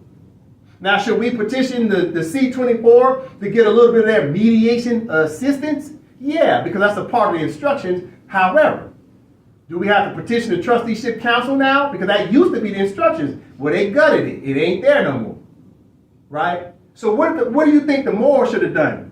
The Moors should have established their own Trusteeship Council. Why? Self-determination. Self-determination. Why else? Okay, you go back to the charter. Okay? Listen, it's about following instructions, right? Following instructions. Now you go back up to what? Article 33. I've talked to Moors about this already. When you establish your government, you have a right to establish what's commonly known under Article 33. You establish your regional agency, right? Article 33, under the charter, these instructions. Okay, from the top, Brother Joseph. Chapter 6, Specific Settlement of Disputes, Article 33, number 1. The parties to any dispute, the continuance of which is likely to endanger the maintenance of international peace and security, shall first of all seek solution by negotiation, inquiry, mediation, conciliation, arbitration, judicial settlement, resort to regional agencies or arrangements, or other peaceful means of their own choice. Right, so the Moors, the Moroccan state governments took it upon themselves under their own choice to establish what? To resort to a regional agency. Because we're at varying stages of advancement, right? And what was the regional agency? Well, that was the WRC, and through the WRC convention that we established, and 7 Moroccan states established it. So states established the convention. The convention didn't establish states. I'll say it again. Moroccan states established and drafted the convention and recognized the convention. But the convention didn't turn around and create states. That's not the way it works. States can become members to the WRC. All right? But no convention right? No organization can establish a state. It doesn't work like that. But states can establish organizations. So the WRC is an intergovernmental organization where all the Moroccan states can come to one round table and maintain the administration and authority and protections of the Empire Morocco. That must be understood. Now listen. So therefore, we have the power to establish our own regional agency, commonly known as the Intergovernmental Organization of the WRC. Then we established our own trusteeship council. Why? Because the United Nations don't have one no more. So trustees have a lot of power. They have what you call advocacy power, arbitration power, right? Power of attorney power, and council power. So therefore, going back to the map, what has happened is the trustees of the WRC, the Trusteeship Council, now has laid claim that the WRC has sent letters to all these territories in gray and told all these non-self-governing territories, told all the governors, the Moorish WRC and its Trusteeship Council is now the competent authority as trustees over all these territories in gray. As trustees, now you can come in as an advocate or the council to help represent Moors. Let's say in Alabama, you can help the Moors in Alabama establish a state because you can provide them protections because the Moors of the WRC are the competent authority that's recognized in international law to provide protections for Moors who are establishing a state. You see, as trustees. That doesn't mean the WRC members are claiming as though they're the boss, right, over this territory. No, they come as advocates, arbitrators, not mediators. They represent the Moors to help the Moors to establish their state. That's what the Trusteeship Council is all about. Just like the United Nations is supposed to help the inhabitant people do what? Establish their state. Help them put together their plebiscite. What's a plebiscite? That's voting. Plebiscite means to vote. Help them put together 3 branches of government. Check all the boxes according to international law. That's what Trusteeship Council is doing. So everywhere you see these green dots, the WRC's Trusteeship Council is helping those Moors to establish a state and providing protection for them in case the governor wants to come in and harass the Moors of Alabama. Guess who got their back? WRC. The WRC. You see how we're helping each other as Moors? Ain't no more individual processes. Man, you need to stand on your square all by yourself. That was so foolish. Yes. Now we're all coming together, right? We're coming together, right? We're coming together as competent states, right? Competent states. These 7 states are providing protections for all the Moors from the East Coast to the West Coast as trustees to help all the Moors get back into statehood. Right? These 7 states, okay? Listen. So now you go back over to the convention that sets up rules of engagement, obligations, right? Standard operating procedures on how to help the Moors. So what I'm about to read to you now is about how the WRC is helping Moors from the East Coast to the West Coast. Okay? All right. Nova, from the top. Chapter 13, the Regional Trusteeship Council in Session. Composition Article 86. 1. The Trusteeship Council of the United Nations Charter has adjourned sine die, and therefore the Wazir Regional Council shall establish a trustee council to consist as an organ of the Secretariat for 1. Those trusteeship council administering trust territories. Pause. Okay, let's read it again from the top. Article 86. Listen, Moors, pay attention. The Trusteeship Council of the United Nations Charter has adjourned sine die. You see, we disclosed in our convention that the United Nations closed the doors to their trusteeship council. Mm-hmm. See how we're fully disclosing? You see what we're doing here? We're saying, well, y'all closed your doors, so we have to open ours. You see what I'm saying? Full disclosure. You see? We're following instructions, and we have to establish our own what? Regional agency, i.e. our own intergovernmental organization. Because United Nations closed their doors and created the C24, which is mediators instead of trustees. So from the top, Article 86, the Trusteeship Council of the United Nations Charter has adjourned sine die, and therefore the Wazir Regional Council shall establish a Trusteeship Council to consist as an organ of the Secretary. So we're letting the whole world know why we have to establish this Trusteeship Council. You see that? That's what's happening. Full disclosure. Letting the world know what's up, that we ain't trying to be belligerents. We're acting out of what? Necessity, because it's our own choice. Isn't that Article 33 of the Charter? It says of your own choice to maintain what? Peace and security within the region and the world. Okay? All right. From the top again, Nova. 1. The Trusteeship Council of the United Nations Charter has adjourned sine die, and therefore the Wazir Regional Council shall establish a Trusteeship Council to consist as an organ for the Secretariat for 1. Those Trusteeship Council administering trust territories, 2. Such as those members mentioned by name in Article 23 as are not administering trust territories, and 3. As many other Trusteeship Council members elected for 3-year terms by the Wazir Regional Council as may be necessary to ensure that the total number of members of the Trusteeship Council is equally divided between those members of the Trusteeship Council which administer trust territories. 2. Each member of the Trusteeship Council shall designate one specifically qualified person to represent it therein. All right. So let's continue.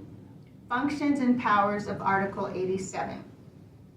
The Secretariat and under its authority, the organs of the Trusteeship Council in carrying out their functions may 1. Consider reports submitted by the administering authority.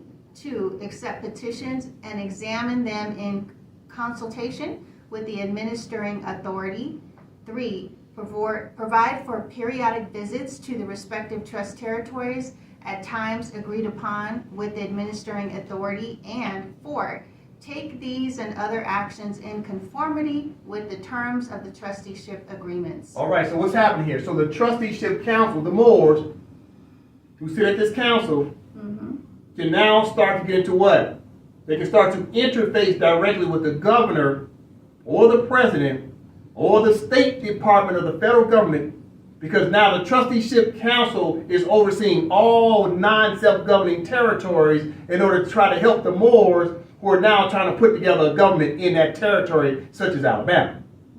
So the administrating, right, so from right here, it says, right here, number 1, consider reports submitted by the administrating authority. Who's the administrating authority? That would be the governor of Alabama. That would be the president of the United States, etc. Those are administrative authority, because they're the colonizers.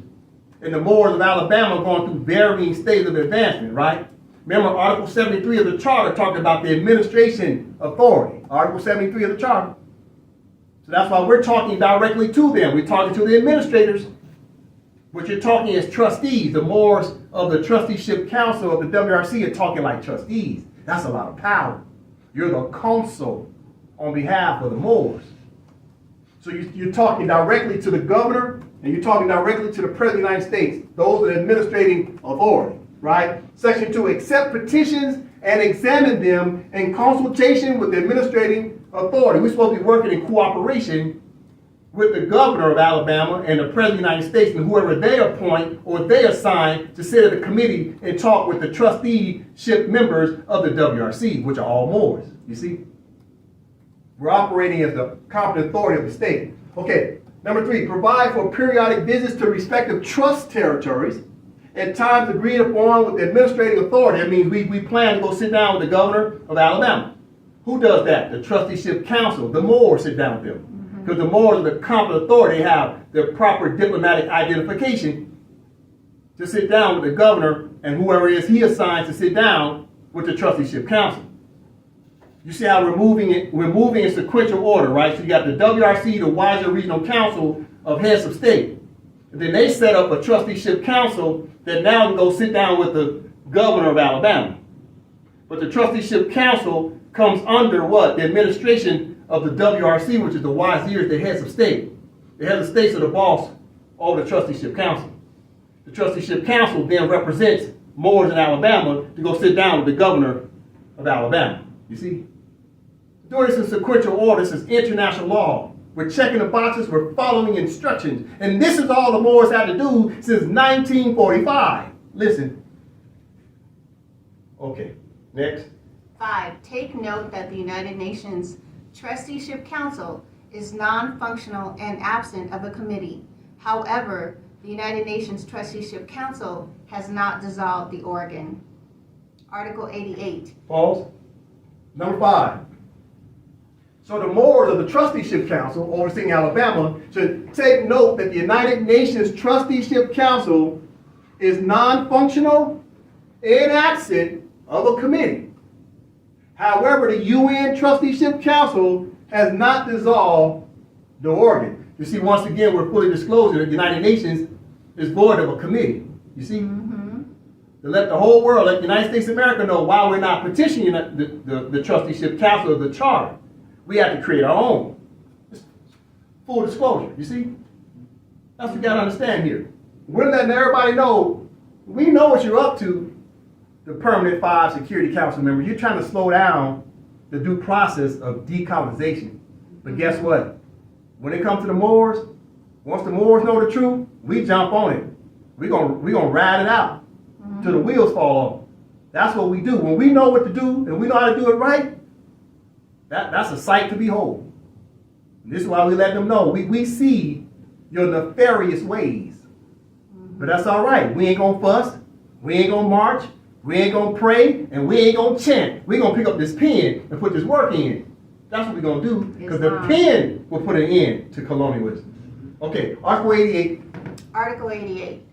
The Trusteeship Council shall formulate a questionnaire on the political, economic, social, and educational advancement of their inhabitants of each trust territory, and the administering authority for each trust territory within the competence of the Secretariat shall make an annual report to the Wazir Regional Council upon the basis of such questionnaire. All right, so the Trusteeship Council has to report back to the Wazir Regional Council, which is all the heads of state that sit at a round table.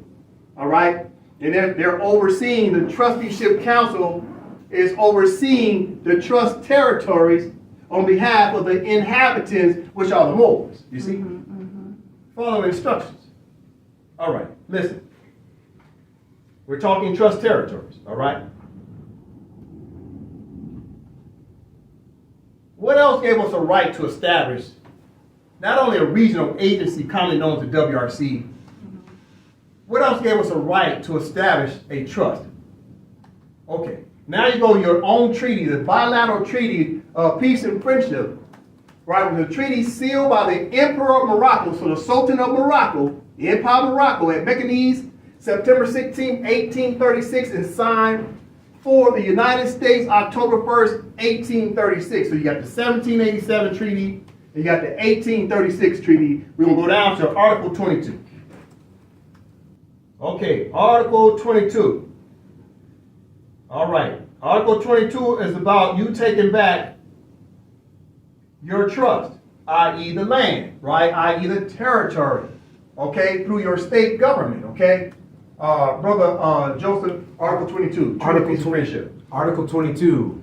If any American citizen shall die in our country, and no will shall appear, the consul shall take possession of his effects, and if there shall be no consul, the effects shall be deposited in the hands of some person worthy of trust, until the party shall appear who has a right to demand them.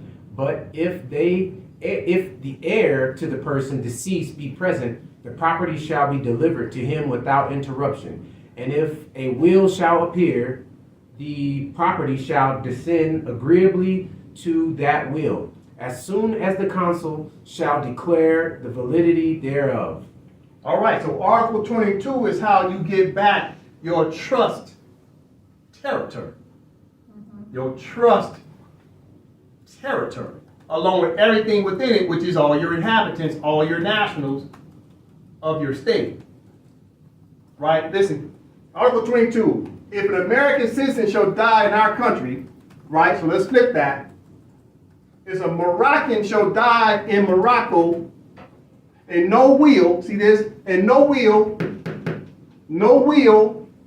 shall appear, the consul shall take possession of his effects. So the United States of America and their consul took possession of the Moors' effects, because all the Moors are what? Former Moors. Right. They all been Americanized. There ain't no more Moroccans. Naturalized. According to the pen that the United States used, right, to naturalize you to be Americans and took you out your Moroccan status. Mm-hmm. Then the Sultan came by and did what? He co-signed in 1880. He signed the contract. But he also left a provision for what? Return back. To return back to Morocco. So don't get mad at him. Don't be big mad. You can be a little mad. Don't be big mad. Because in the Treaty of Madrid, Article 15, paragraph 1, he said, you can return to Morocco whenever you want to, Moors. And you don't need the United States permission. So that's what we did as Moors, Moroccan nationals. We returned back to the state through application, right? Listen, from the top, Article 22. If an American citizen shall die in our country, and no will shall appear. So if the Moroccan die, how did the Moroccan die? On paper, right? It's called estate and hypothecation, which is documentation. They changed your status, and you consented, and you acquiesced, because you started calling yourself the American. Not just the American, you said you the true American. You're not proclaiming yourself as Moroccan whatsoever. Even though Noble Drali said you're descendants of Moroccans, right? Moroccans, you turn around and say you the true American. This is ridiculous. The land is Morocco. Therefore, the people are named after the land. The land Morocco, then you're Moroccan, right? Which makes you a Moor, i.e. Moorish. So if I was to list all four of those, right? If I would list Morocco, Moroccan, Moor, Moorish, you see how the symmetry works so smooth? Yeah. Morocco, Moroccan, Moor, Moorish. And Moors turn around and say, I'm a true American. They turn around and say they're Moor. How do you get Moor and American out of the same word? How do you get American and Moor out of the same word? Then they just make up some crap. Yeah, man, see, it's they just took the word al-Marak and they switched some words around like they was on Soul Train board, and they started moving consonants and vowels around, and they came up with American, but they really meant to say Moroccan. Okay, so if you say American, listen to me, is a corruption of Moroccan, then why do you keep calling yourself American if you say American is what? A connotative linguistic. If the denotative linguistic is Moroccan and the connotative linguistic is American, then why do you keep calling yourself American if you say that's the wrong terminology? That's just like when you say you ain't black. You say you a Moor, and then you turn around and say, yeah, but I don't keep calling myself black. Because black is what? Is a corruption of Moor. But you're going to turn around and still call yourself black anyway. Right. That's what you said about American. You said American is the corruption of Moroccan. And they still turn around and call themselves American. But who told us we was Americans? Our leaders. The leaders told us we was Americans. They lied to us. They deceived us. And they keep doing it to this very day. Mm-hmm. So I'm going to say it again. Watch the symmetry. Morocco, Moroccan, Moor, Moorish. All that is M-O-R, M-O-R, M-O-R, M-O-R. Then they turn around and say, oh, I'm American, it's a corruption, I'm Moor. How do you get American and Moor out the same word? Are you kidding me? Then they turn around and say, I'm the true American. Then turn around and say they're Moorish. How do you get American and Moorish? That's not symmetry. It's Morocco, Moroccan, Moor, Moorish. Isn't that just so easy? You ain't got to come up with no Soul Train award, Scrabble board, trying to move around consonants and vowels. This is ridiculous. We got to grow up. Article 22. Let me get back to the point. I'm messing up here. Let me get back to the point. Okay, I'm talking trust. Our trust, right, is supposed to be deposited in the hands of someone, person worthy of trust. Who are the trusteeship members now? The WRC. The WRC is the trust council on behalf of the non-self-governing territories.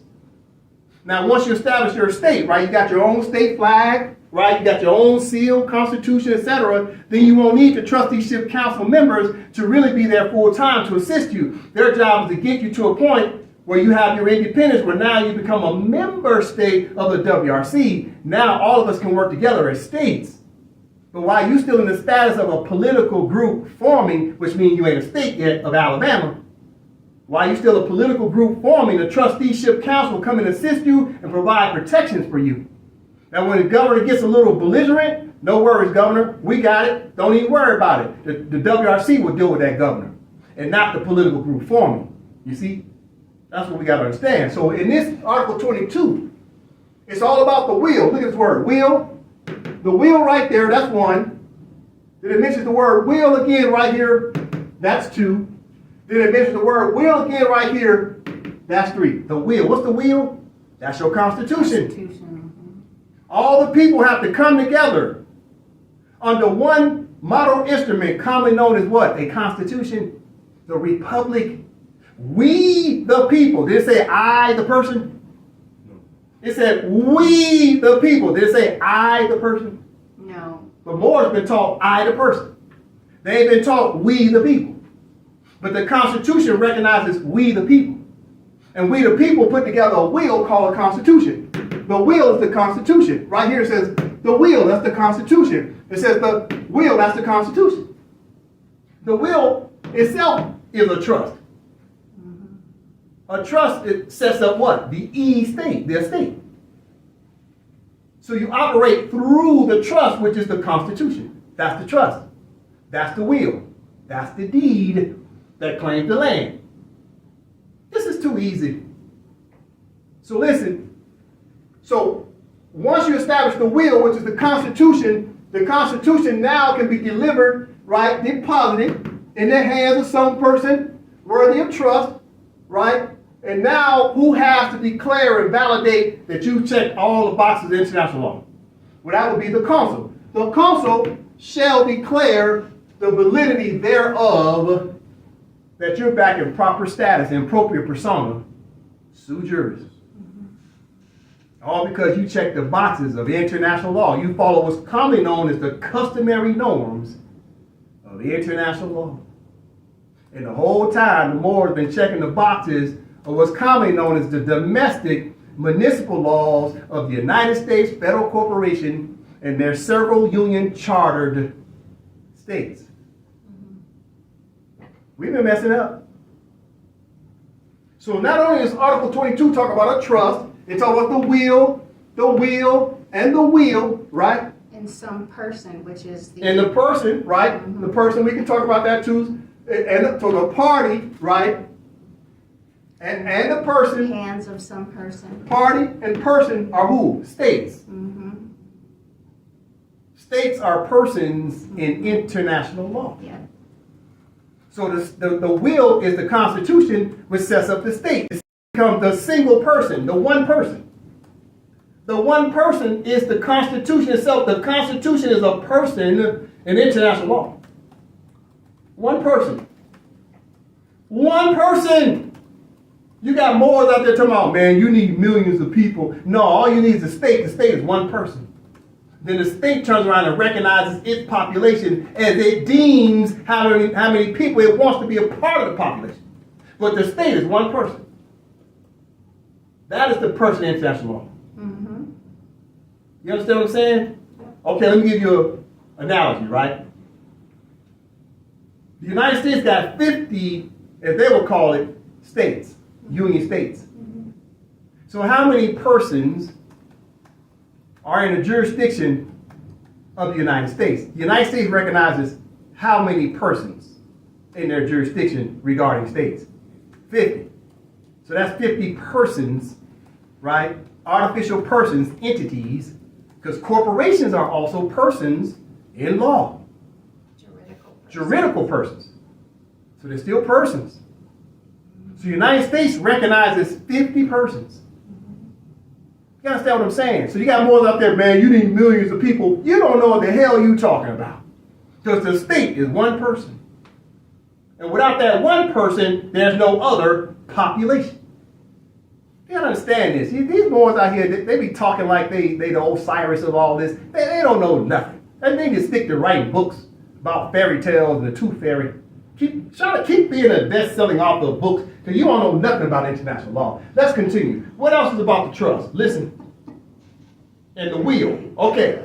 This is Resolution 1514, which is about the Declaration on the Granting of Independence to Colonial Countries and Peoples, right? So this is a decolonization resolution that the General Assembly members put together in 1960.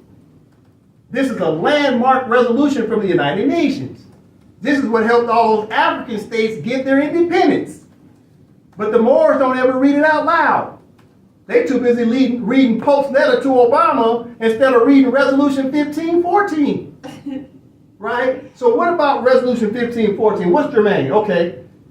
First of all, it's about what? Okay. It's about what? Independence. Because the people right now are dependent people who are seeking independence, but they got to deal with what? They got to deal with the desire to end colonialism. And the only way to end colonialism, you got to establish a state. You see? But right now, they're saying that your status right now is what? You're in a trust. Look at that. You're in a trust. You're in a trust. You're in a trust. A trust what? Territory. Non-self-governing territory. You see that? So the trust is the non-self-governing territories the Moors live in right now. Okay, how do you now turn it into a self-governing territory? Well, you need a state. But you see how the word trust is showing up again? You see? So you got to understand this is about trust. What else is it about? Okay, Article 5. I'm just going through this quickly. Moors can read this at home, all 7 articles. But I'm jumping to what germane was about the trust and the will.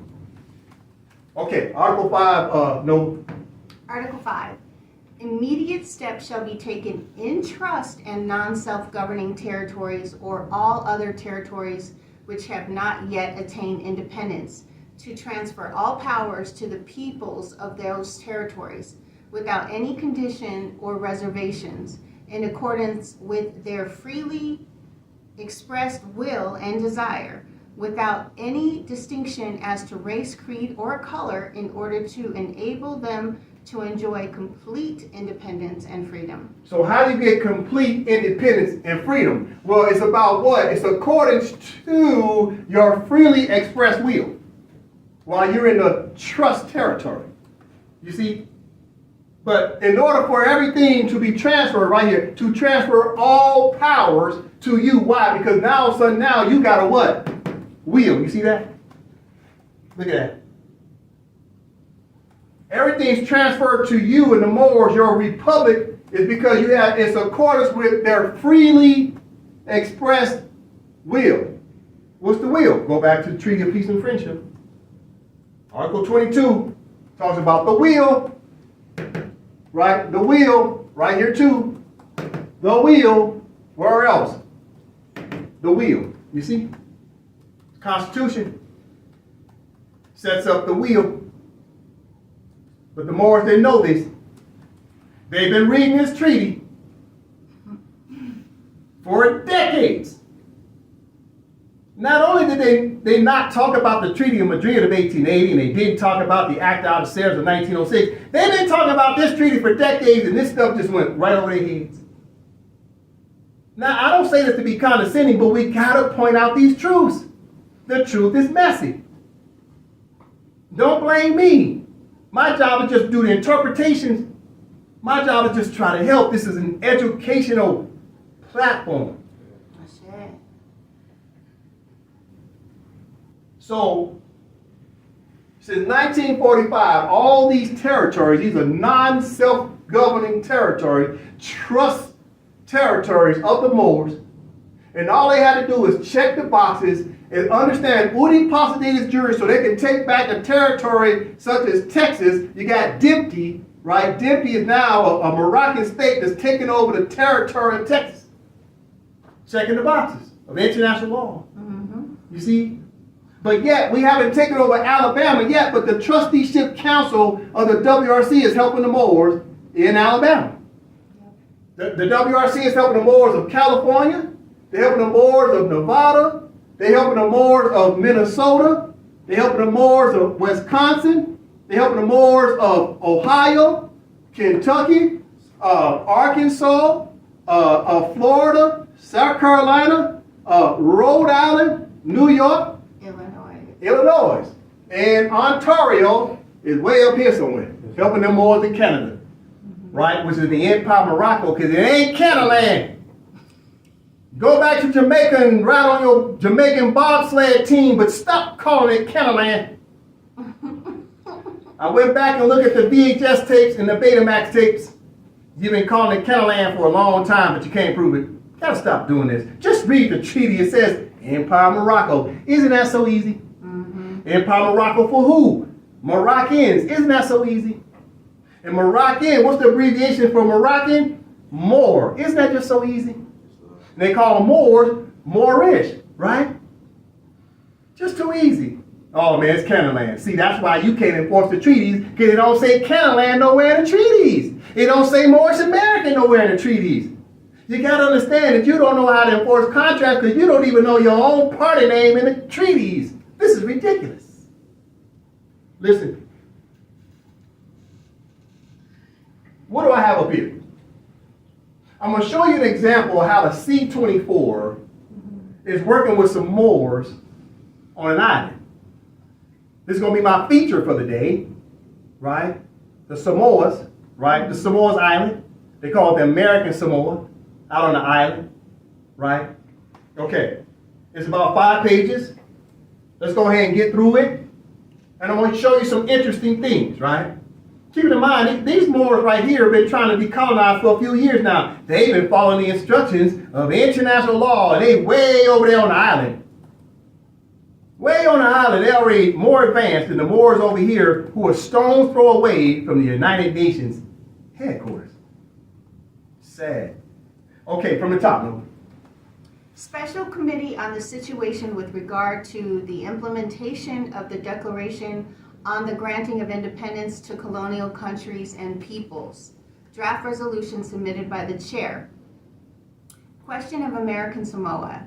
The General Assembly, having considered the question of American Samoa and examined the report of the Special Committee on the Situation with regard to the implementation of the Declaration on the Granting of Independence to Colonial Countries and Peoples, or taking note of the working paper prepared by the Secretariat on American Samoa and other relevant information, recognizing that all available options for self-determination of the territory are valid as long as they are in accordance with the freely expressed wishes of the people of American Samoa and in conformity with the clearly defined principles contained in General Assembly Resolutions 1514 of the 14th of December of 1960, 1541 of 15th of December of 1960, and other resolutions of the Assembly. Pause. Okay, so as you can see, the C-24, the Committee 24 Bureau, right, is acting as mediators on behalf of these Moors on the island. Right. And these Moors on the island being colonized by several different colonists. Okay? Now, see, they're invoking international law. Yep. Okay? But who are these people? Just a moment. It talked about the people, right? They're looking for their own self-determination. And there they go. Samoans on an island. Right? Now, these are Moors. Okay? You got Megan Thee Stallion. You got Nicki Minaj.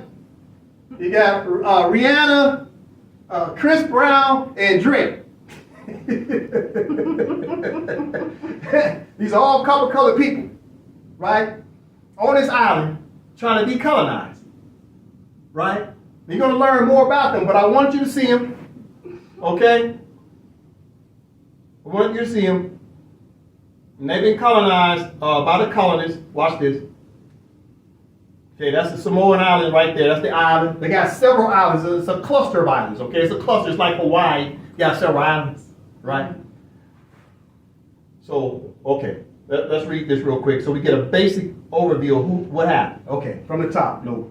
Samoa gained independence from New Zealand on January the 1st of 1962, becoming the first Pacific Island country to do so. Samoa Independence Day is celebrated on June 1st and marks independence from New Zealand, which was gained in 1962. All right, just a moment. Okay, let's take a look at a timeline of what happened.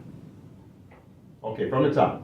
So in 1722, the Dutch explorer Jacob Roggeveen sights Samoa. And then in 1830, Christian missionaries convert most Samoans. And then in 1914, New Zealand occupies German Samoa in World War I. And in 1946, Western Samoa becomes a UN trust territory under New Zealand administration. And in 1962, Western Samoa gains independence and joins Commonwealth of Nations. All right, so they've been colonized by several different colonies, right? Mm-hmm. We have the Dutch, New Zealand, Great Britain, right? Germany, and now guess who? United States. You see what's happening? So now they're trying to get their independence, okay? So they've been mislabeled as Americans. Just like the Moorish Americans call themselves Americans, don't realize when you call yourself Americans, you're invoking a jurisdiction claiming the adopted mother. That's your stepmother who adopted you. Mm-hmm. Right? Okay. Let's get back. Okay, let's continue from expressing concern that more than 60 years after the adoption of the Declaration on the Granting of Independence to Colonial Countries and Peoples, there still remain 17 non-self-governing territories, including American Samoa. Conscious of the importance of continuing the effective implementation of the Declaration, taking into account the target set by the United Nations to eradicate colonialism by 2030, and the plan of action for the international decades for the eradication of colonialism. Read that paragraph again. Conscious of the importance of continuing the effective implementation of the Declaration, taking into account the targets set by the United Nations to eradicate colonialism by 2030, and the plan of action for the international decades for the eradication of colonialism. So therefore, the United Nations, through the C24, has already told the United States the plan is to decolonize fully by 2030. Mm-hmm. You see? So 6 years from now, right? Wait, I got a question for the Moorish Americans. When has the Moorish Americans ever received any type of notification from the United States and United Nations that the United States is going to do what? Fully decolonize the land. We've never received that as Moors, right? Noble Ali came in 1913.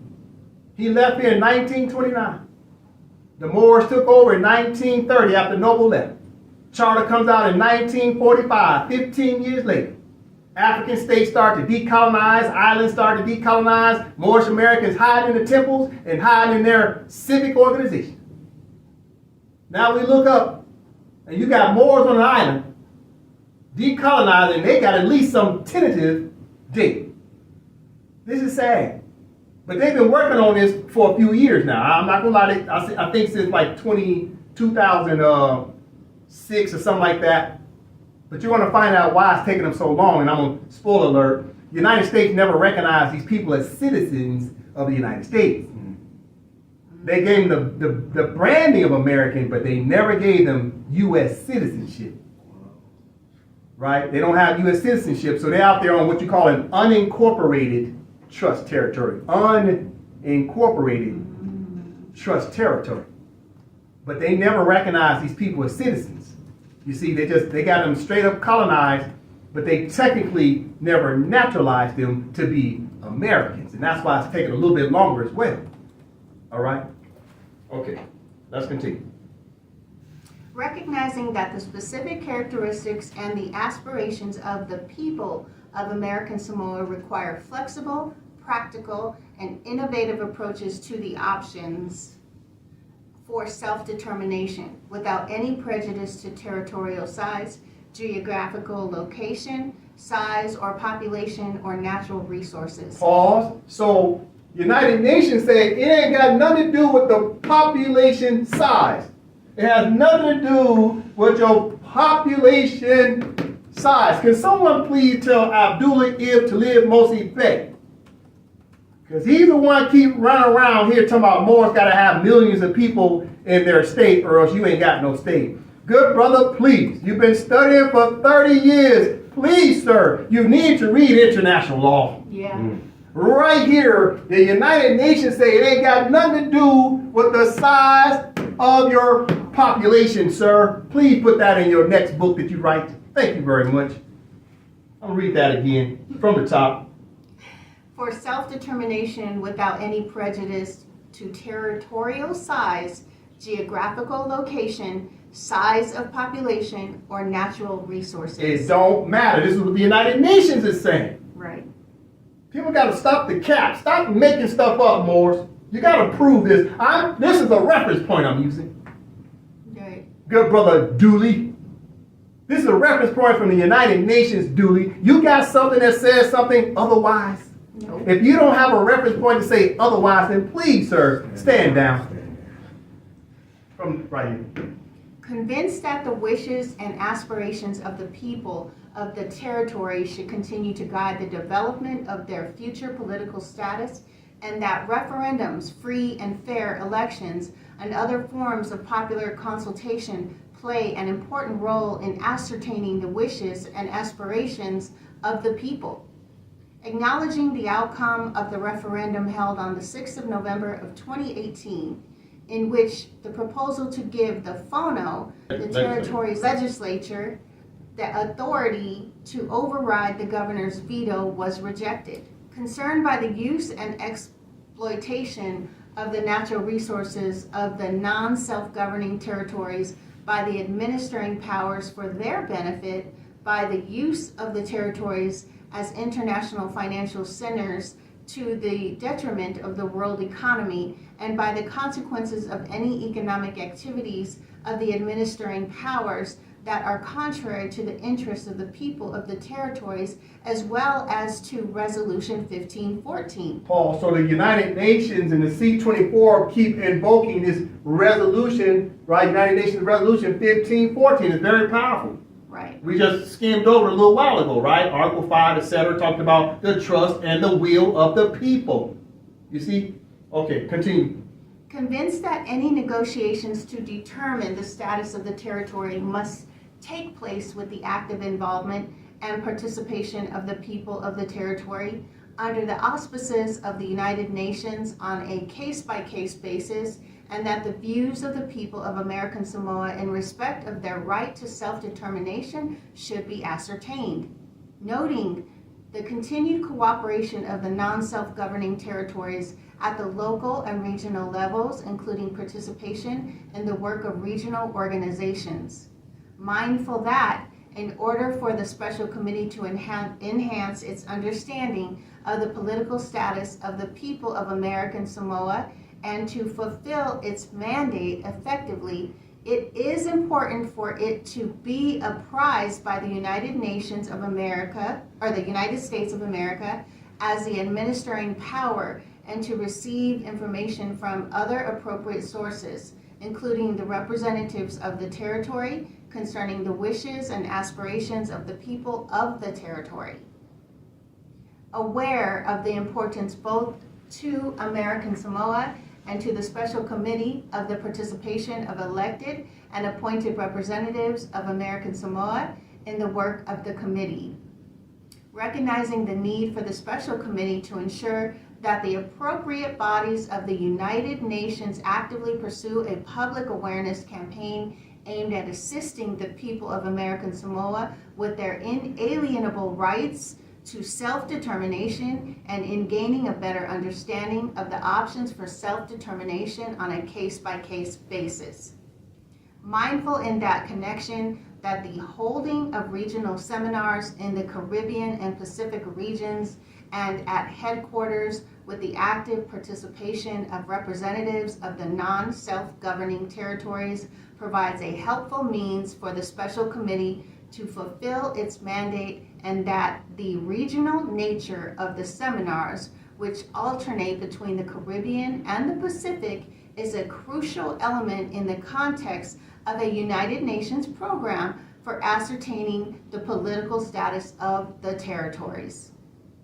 Welcoming the Pacific Regional Seminar on the theme Advancement of the Non-Self-Governing Territories Through the Coronavirus Disease, COVID-19, Pandemic and Beyond, held by the Special Committee in Castries and hosted by the Government of St. Lucia from the 11th to the 13th of May of 2020 as a significant and forward-looking event which enabled the participants to assess progress made and address challenges faced in the decolonization process, review to existing working methods of the committee, and renew its commitment to implementing its historic task. Recalling the importance of the conclusions and recommendations adopted by the seminar, which are annexed to the report of the special committee and which outline the findings of the seminar, including especially the way forward for the decolonization process within the context of the proclamation by the General Assembly of the period of 2021 to 2030 as the fourth international decade for the eradication of colonialism. Noting with appreciation the contribution to the development of some territories by the specialized agencies and other organizations of the United Nations system, in particular the Economic Commission for Latin America and Caribbean, the Economic and Social Commission for Asia and the Pacific, the United Nations Development Program for the World Food Program, as well as regional institutions such as the Caribbean Development Bank, the Caribbean Community, the Organization of Eastern Caribbean States, the Pacific Island Forum, and the agencies of the Council of Regional Organizations in the Pacific. Recalling the statement made by a representative of the Governor of American Samoa at the 2018 Pacific Regional Seminar. Recalling also the statement made by the representative in which he expressed his view that the people of American Samoa were happy with the relationship with the administering power, which could be described as strong and healthy as well as beneficial to the people and the government of the territory, and that the most important benefit to American Samoa has been the protection of its indigenous rights to the land as provided for in the deeds of cession. Recalling further the statement made by the representative that the political status of American Samoa as an unincorporated and unorganized territory of the administering power limited its ability to self-government and exposed it to the decisions made by the administering power. Pause. You see what they just exposed? Yes. So since the United States doesn't claim that island as being American citizens, that meaning technically they're saying, well, we didn't really colonize them. They kind of doing their own thing, but we're kind of looking out for the island. So they're trying to play this game like they really didn't colonize the people because they didn't naturalize them. You see, you're going to find out here in a minute, they're going to talk about the 14th Amendment. Okay? But you got to catch this paragraph again. I'm going to read it again. Recalling further the statement made by the representative that the political status of American Samoa as an unincorporated and unorganized territory of the administrating power limited its ability to self-government and exposed it to decisions made by the administrating power. You see? So the United States is saying, we're really not responsible for y'all. But at the same time, we're holding on to y'all. You see? It's that mishmash. So the people over there, they need the United Nations to help them. But the United States is the administrating power that we learned about in Article 73 under non-self-governing territories. Mm-hmm. So the United States, if in fact they're claiming to be the what? The administrative power, then they got the same obligations as if these people on the island were naturalized Americans. Right. But the United States is playing games. Why are they playing games? Because they're trying to figure out how to still hold on to the resources and minerals, how to still keep military bases. This is the game they play. How can they legally steal your resources while still keeping a military on your island? The reason why military is on the island so they can always keep an eye on the inhabitants and take that land back whenever they want.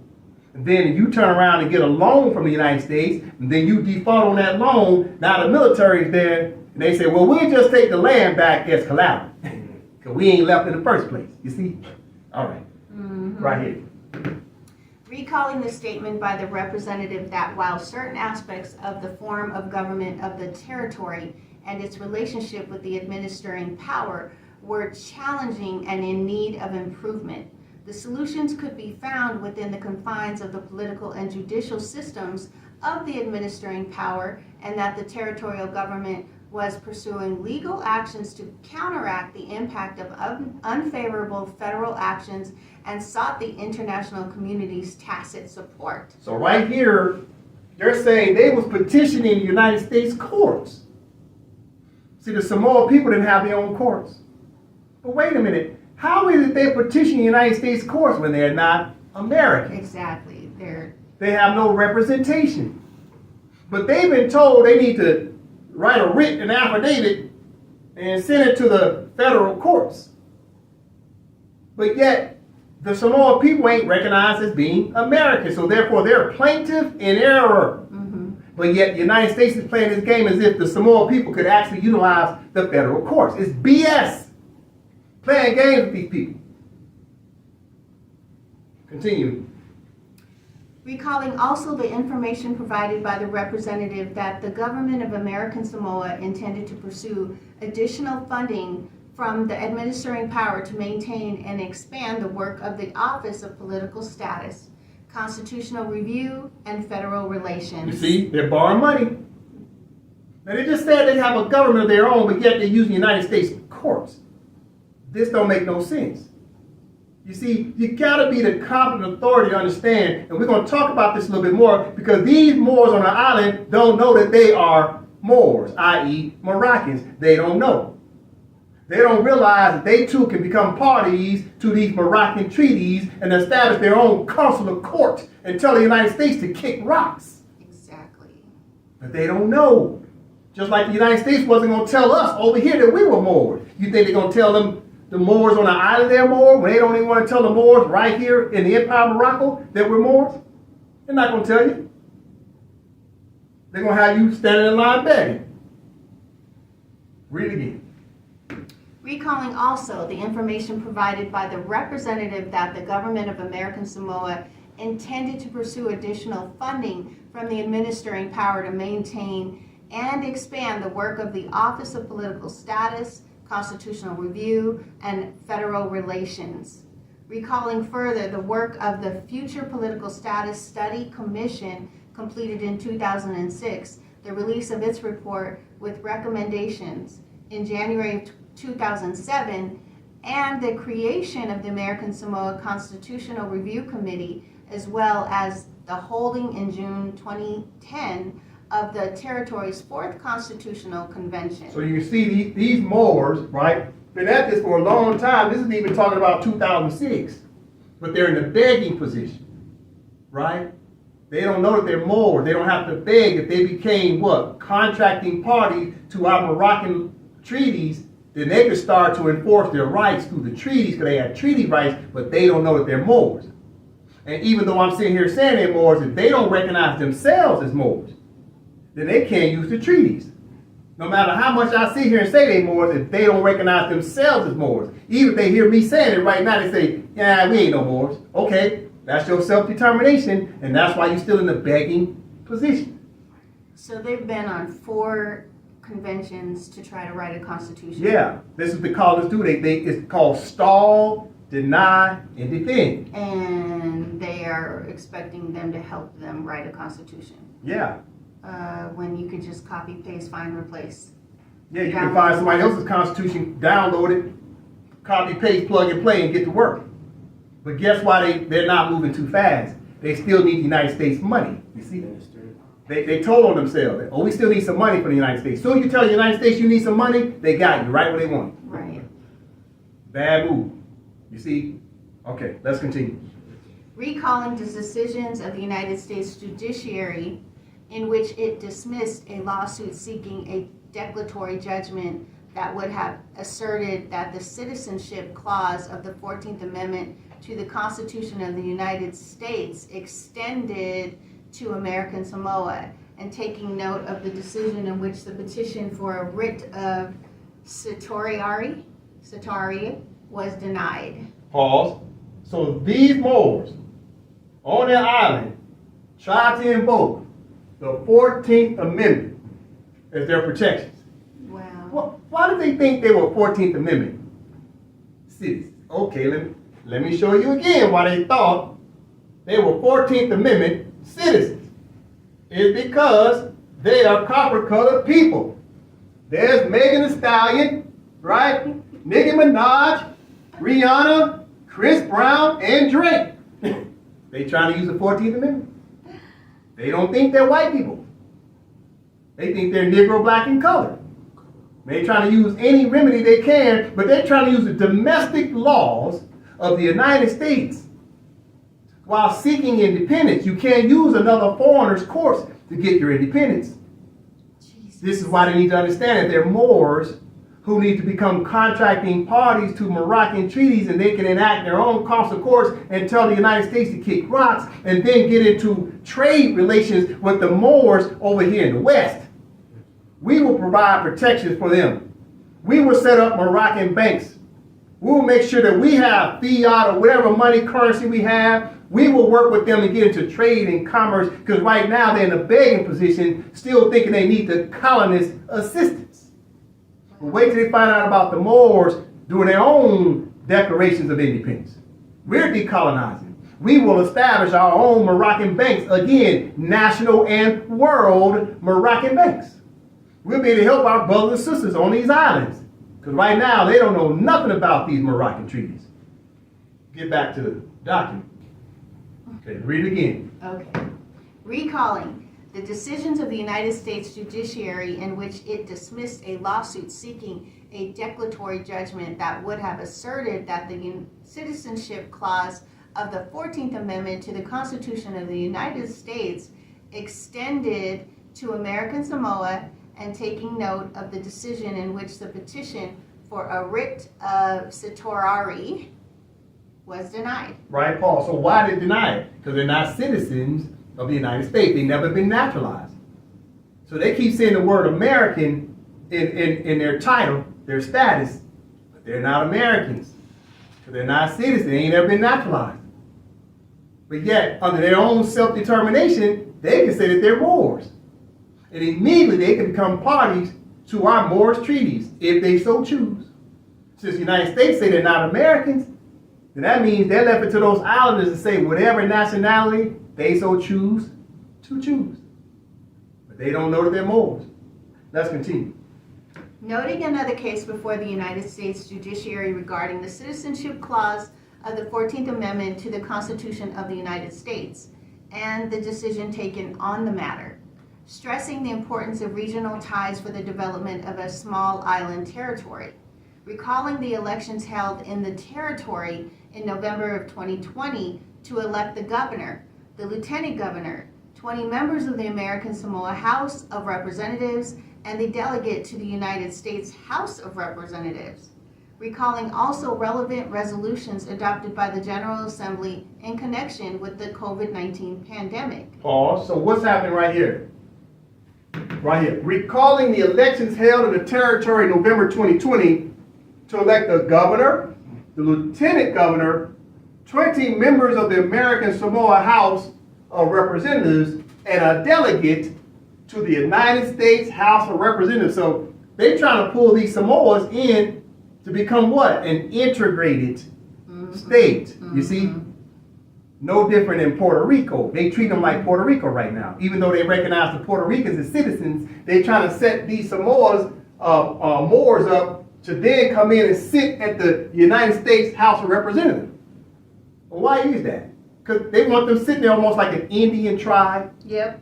or Puerto Rico. You see what they're trying to do to them? They're trying to make them integrated into the United States without recognizing them as Americans. They want to basically recognize them as Indians. You got to catch what's happening here.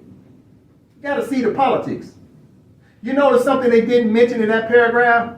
Where was the judicial branch? They got a governor, legislative branch, never mentioned judicial branch. United States don't want no judges over there because those judges turn around and do what? Issue orders, judgments against the United States. You see? See the games they play? But yet those Moors on the island don't have no representation because they ain't Americans, but yet they can't have a court? Man, this is sad. Let's continue. Recalling also relevant resolutions adopted by the General Assembly in connection with the COVID-19 pandemic. 1. Reaffirms the inalienable right of the people of American Samoa to self-determination in conformity with the Charter of the United Nations and with General Assembly Resolution 1514, containing the Declaration on the Granting of Independence of Colonial Countries and Peoples. Oh, so what do they keep enforcing? The United Nations keep going back to this resolution. That tells you how powerful it is. Mm-hmm. Keeping in mind they already have a tentative date, right, to eradicate colonialism by what? 2030. So it's work in progress, right? But the United States then gave themselves some time to try to convince these Samoa people to become an integrated Indian reservation. They will keep working on them. Say, you know what? Now you want us to write you a big check. We can do that. Everybody got about 30% interest rate, but don't worry about that. We're gonna take care of you. And we're gonna look out for you. You don't even need no military. We provide the tanks. And the planes, and the trains, everything. You ain't gotta do nothing. Y'all just govern your little people, you'll be all right. Next thing you know, they turn into the Cherokees. They just be Cherokee Indians before you know it, you see? This is what's happening. And once you take that money, that's a predatory loan. You stuck like Chuck. Mm-hmm. Continue. 2. Also affirms that in the process of decolonization of America Samoa, there is no alternative to the principle of self-determination, which is also a fundamental human right as recognized under the relevant human rights conventions. So United Nations just invoked what? Human Rights Convention. See what they telling the Moors? Use the Human Rights Convention and use Resolution 1514, right? And use the Charter to your advantage. Mm-hmm. Notice they ain't talking treaties. They ain't talking Moors treaties. Moors over here in the west of the empire, we got treaties. In addition to what? International law. So look at the flag. So we can use this top stripe, green stripe, international law. We can also use Moroccan law, which is our own treaties, right? Treaties, our internal Moroccan law, and we use international law. We can flank the United States.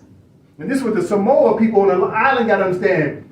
Once you become a Moor, by recognition, we recognize you as Moors, you can come under this empire flag. We will assist you. That's what they got to understand, okay? All right, section 3. 3. Further reaffirms that it is ultimately for the people of American Samoa to determine freely their future political status in accordance with the relevant provisions of the Charter, the Declaration, and the relevant resolutions of the General Assembly, and in that connection calls upon the administering power in cooperation with the territorial government and appropriate bodies of the United Nations system to develop political education programs for the territory in order to foster an awareness among the people of their rights to self-determination and conformity with the legitimate political status options based on the principles of clearly defined in Assembly Resolution 1541 and other relevant resolutions and decisions. You see what the United Nations just invoked on behalf of these boards? Mm-hmm. Resolution 1541. We talked about that. So you look up Resolution 1541 of 1960, and it tells you what? Go to Principle 6, and it gives you 3 options, right? Mm-hmm. What's the 3 options? Well, the first option is what? External. Right? It's emergence, right, of an independent sovereign state, right? Mm-hmm. What was number 2? Free association with an independent state. And number 3 was what? Integration with an independent state. So they're telling these Moors, you got 3 options to choose from in Principle 6 of Resolution 1541. Which one are you going to choose? And the more money you need and the faster you need it, we know you're going to pick the second or third choice. Right. This is how they bake them, you see.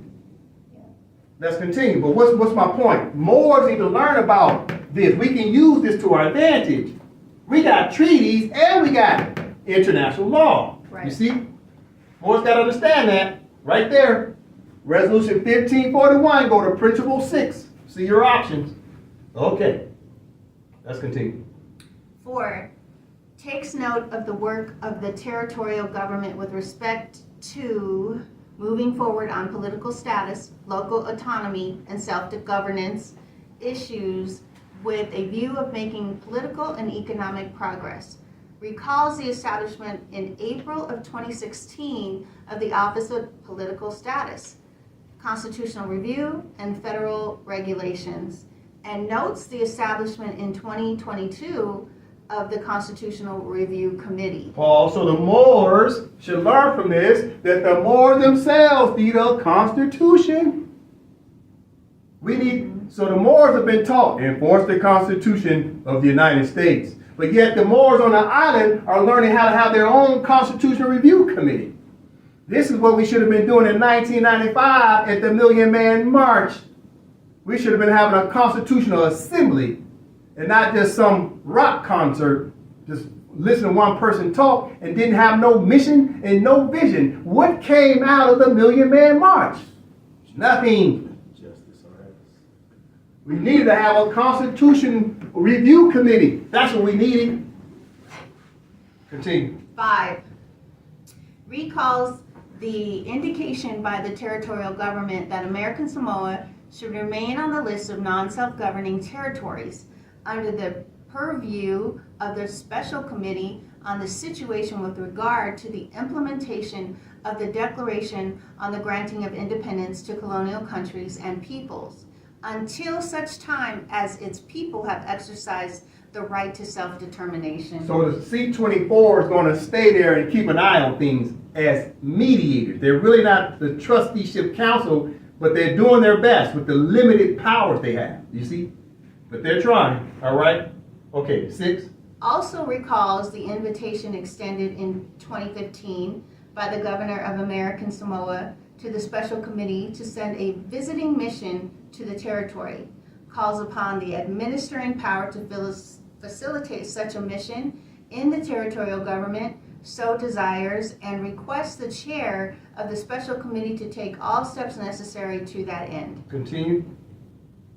7. Request the administering power to assist the territory by facilitating its work concerning public education outreach efforts consistent with Article 73B of the Charter, and in that regard calls upon the relevant United Nations organizations to provide assistance to the territory if requested. All right, so look, United Nations invoking now what? The Charter, Article 73B. You see that? This is what the Moors should have been doing, invoking the Charter, Article 73, for non-self-governing territories seeking what? Self-governance at varying stages of advancement. But we wasn't doing it. Why? Because our leaders wasn't reading the Charter out loud to us. But yet the Moors on the island know about this already. Okay, Section 8. 8. Stresses that the territory should continue to participate in the activities of the Special Committee, including regional seminars, in order to provide the committee with up-to-date information regarding the decolonization process. 9. Also stresses the importance of the Special Committee being apprised of the views and wishes of the people of American Samoa and enhancing its understanding and their conditions, including the nature and scope of the existing political and constitutional arrangements between American Samoa and the ministering power. Right there. So right there. So the Samoa people are putting together constitutional arrangements between the American Samoa and the administrating power. You see that?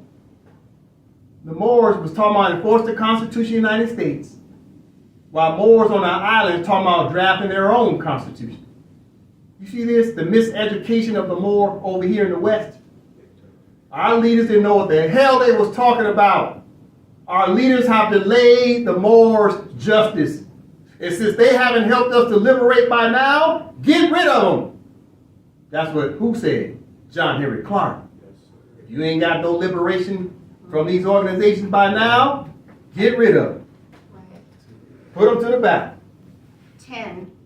Calls upon the administering power to participate in and cooperate fully with the work of the special committee in order to implement the provisions of Article 73E of the Charter and the Declaration, and in order to advise the committee on the implementation of the provisions under Article 73B of the Charter on efforts to promote self-government in American Samoa, and encourages the administering power to facilitate visiting and special missions to the territory.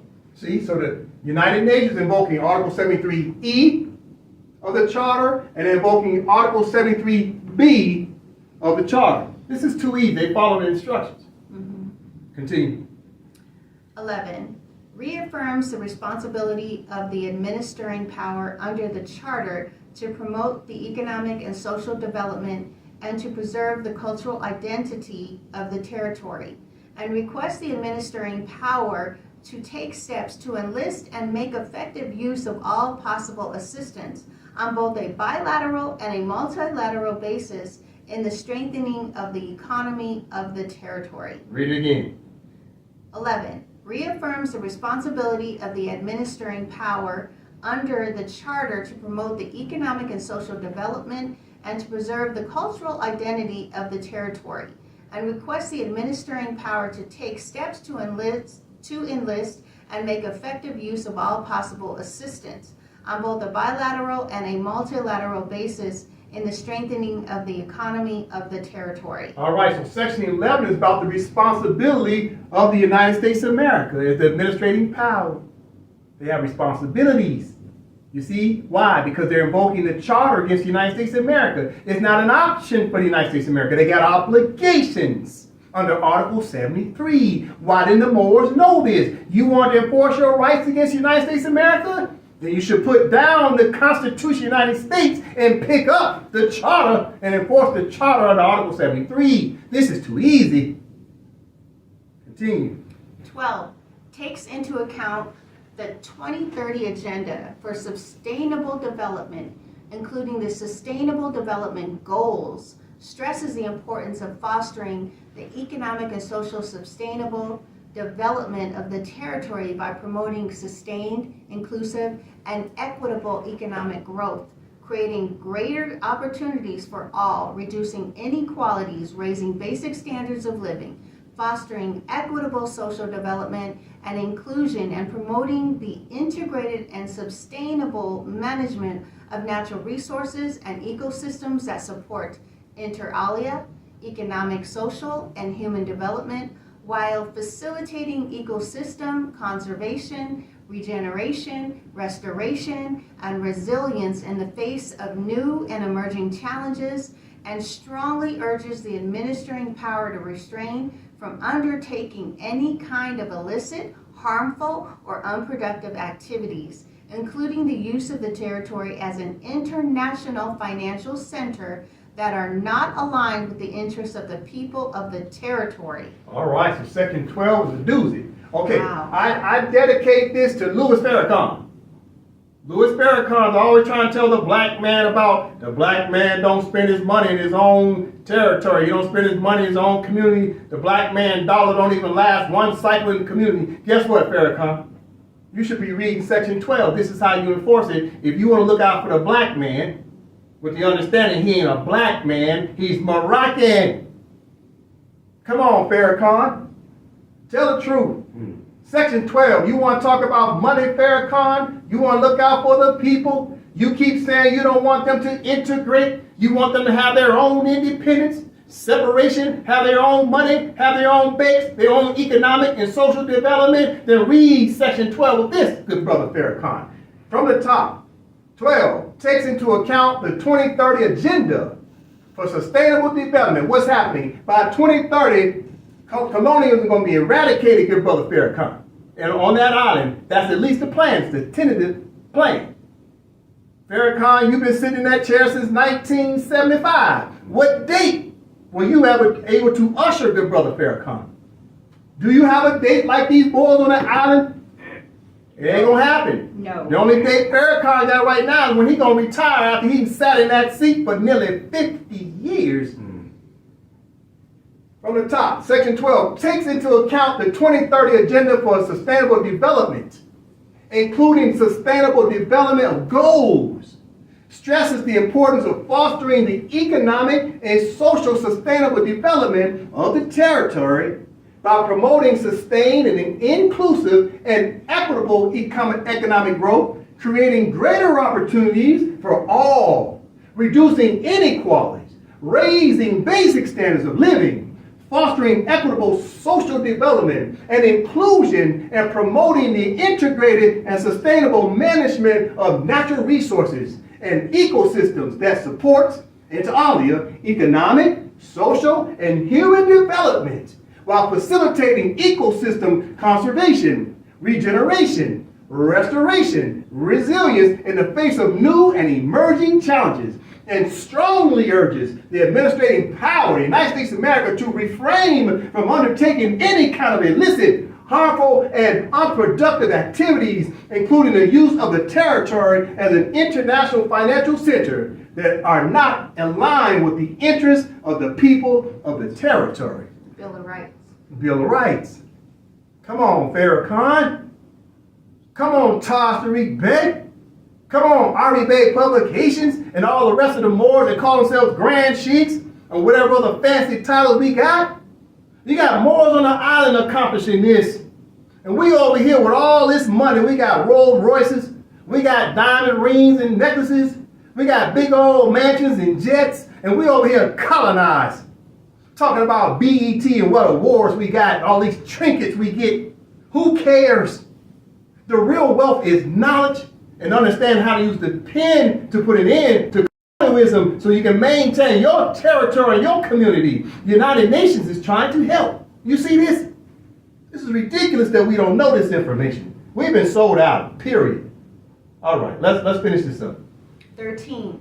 Requests the territory and the administering power to take all measures necessary to protect and conserve the environment of the territory against any degradation, and once again requests the specialized agencies concerned to monitor environmental conditions in the territory and to provide assistance to the territory consistent with their prevailing rules and procedure. 14. Requests the special committee to continue to examine the question of American Samoa and to report thereon to the General Assembly at its 78th session and on the implementation of the present resolution. All right, thank you very much. So that is just a special report from the C-24, the work they're doing behind the scenes to help the Samoa people to decolonize in a very competent way. And the Samoa people have put together their government, constitution, trying to put together 3 branches of government, right? They're invoking international law. They're invoking the assistance of the special committee of the C-24. They even went so far to say, we're going to stay right here and keep an eye on everything while they're getting into special arrangements with the United States. So they're acting as mediators, right? And somewhat even arbitrators because they're going to stay there and look out for the people. But the problem is this. They're still not trusteeship members, right? They don't have the same powers that the trusteeship council had of the charter. The charter trusteeship council got gutted. That tell you the C-24 don't have the same power. You got to understand this, right? So what did the Moors have to do is I started to close out. Okay. We have to establish our own trusteeship council, right? An example, this is the WRC convention, right? And we have our own trusteeship council to look out for the Moors. We can operate very similar to what the C-24 does, right? We get into negotiations with the administrative power, which is really the United States of America. The United States of America got to turn around and tell the United States what to do. The United States turns around and tells the governor of Alabama what to do. Keeping in mind, though, there are no officials of the United States of America. It's an abandoned ship, right, tied to a dock, flying a flag, but it's abandoned. So who's in charge right now of the several Union states? That would be the United States Federal Corporation. That would turn around now as the administrating power on behalf of the United States of America to then get into negotiations with the WRC Trusteeship Council to look out for all the non-self-governing territories where the Moors are in their political group forming in order to establish a state. So as you can see, the WRC is looking out for the Moors as a collective. We're looking out for the Moors. Let me go to Article 76 as I start to close out. All right, so in Article 76, we're going to read sections 1 and 2, but from the top. Article 76, the basic objectives of the trusteeship system in accordance with the purposes of the present convention and as a natural corollary with this charter of the United Nations laid down in Article 1 of the convention and United Nations Charter shall be: 1. To further regional and international peace and security. 2. To promote the political, economic, social, and educational advancement of the ipso jure Moorish subject, proteges, native Moors, or inhabitants of the trust territories, and their progressive development towards self-government or independence as may be appropriate to the particular circumstances of each territory and its peoples and the freely expressed wishes of the Moors concerned, and as may be provided by the terms of each trusteeship agreement. 3. To encourage respect for human rights and for fundamental freedoms for all without distinction as to race, nationality, gender, sex, language, or religion, and to encourage recognition of the interdependence of the native Moors of the world. Pause. All right. So as you can see, Moors, the WRC has obligations to help the other Moors. Yeah. And they proudly are trying to help. The days of Moors standing on their own square by themselves, those days are over. The Moors are miseducated. This ain't about us being individual Moors no more. No more is the state. Whoever tell you your state is your state of mind is BSing you. They're lying to your face. However, if you want to learn some real erudition about law, international law, then understand this. Knowledge is free at the WRC. And the WRC is here to assist all the Moors throughout the empire of Morocco. All right, so as I start to close out, keep in mind that this empire flag represents all of the Moors. Whether you've been recognized as a Moroccan national or not, please take the time and understand. This flag will provide protections for you too as soon as you're ready to recognize it. All right, we're all family. All right, with that being said, I'm going to say Islam. Islam.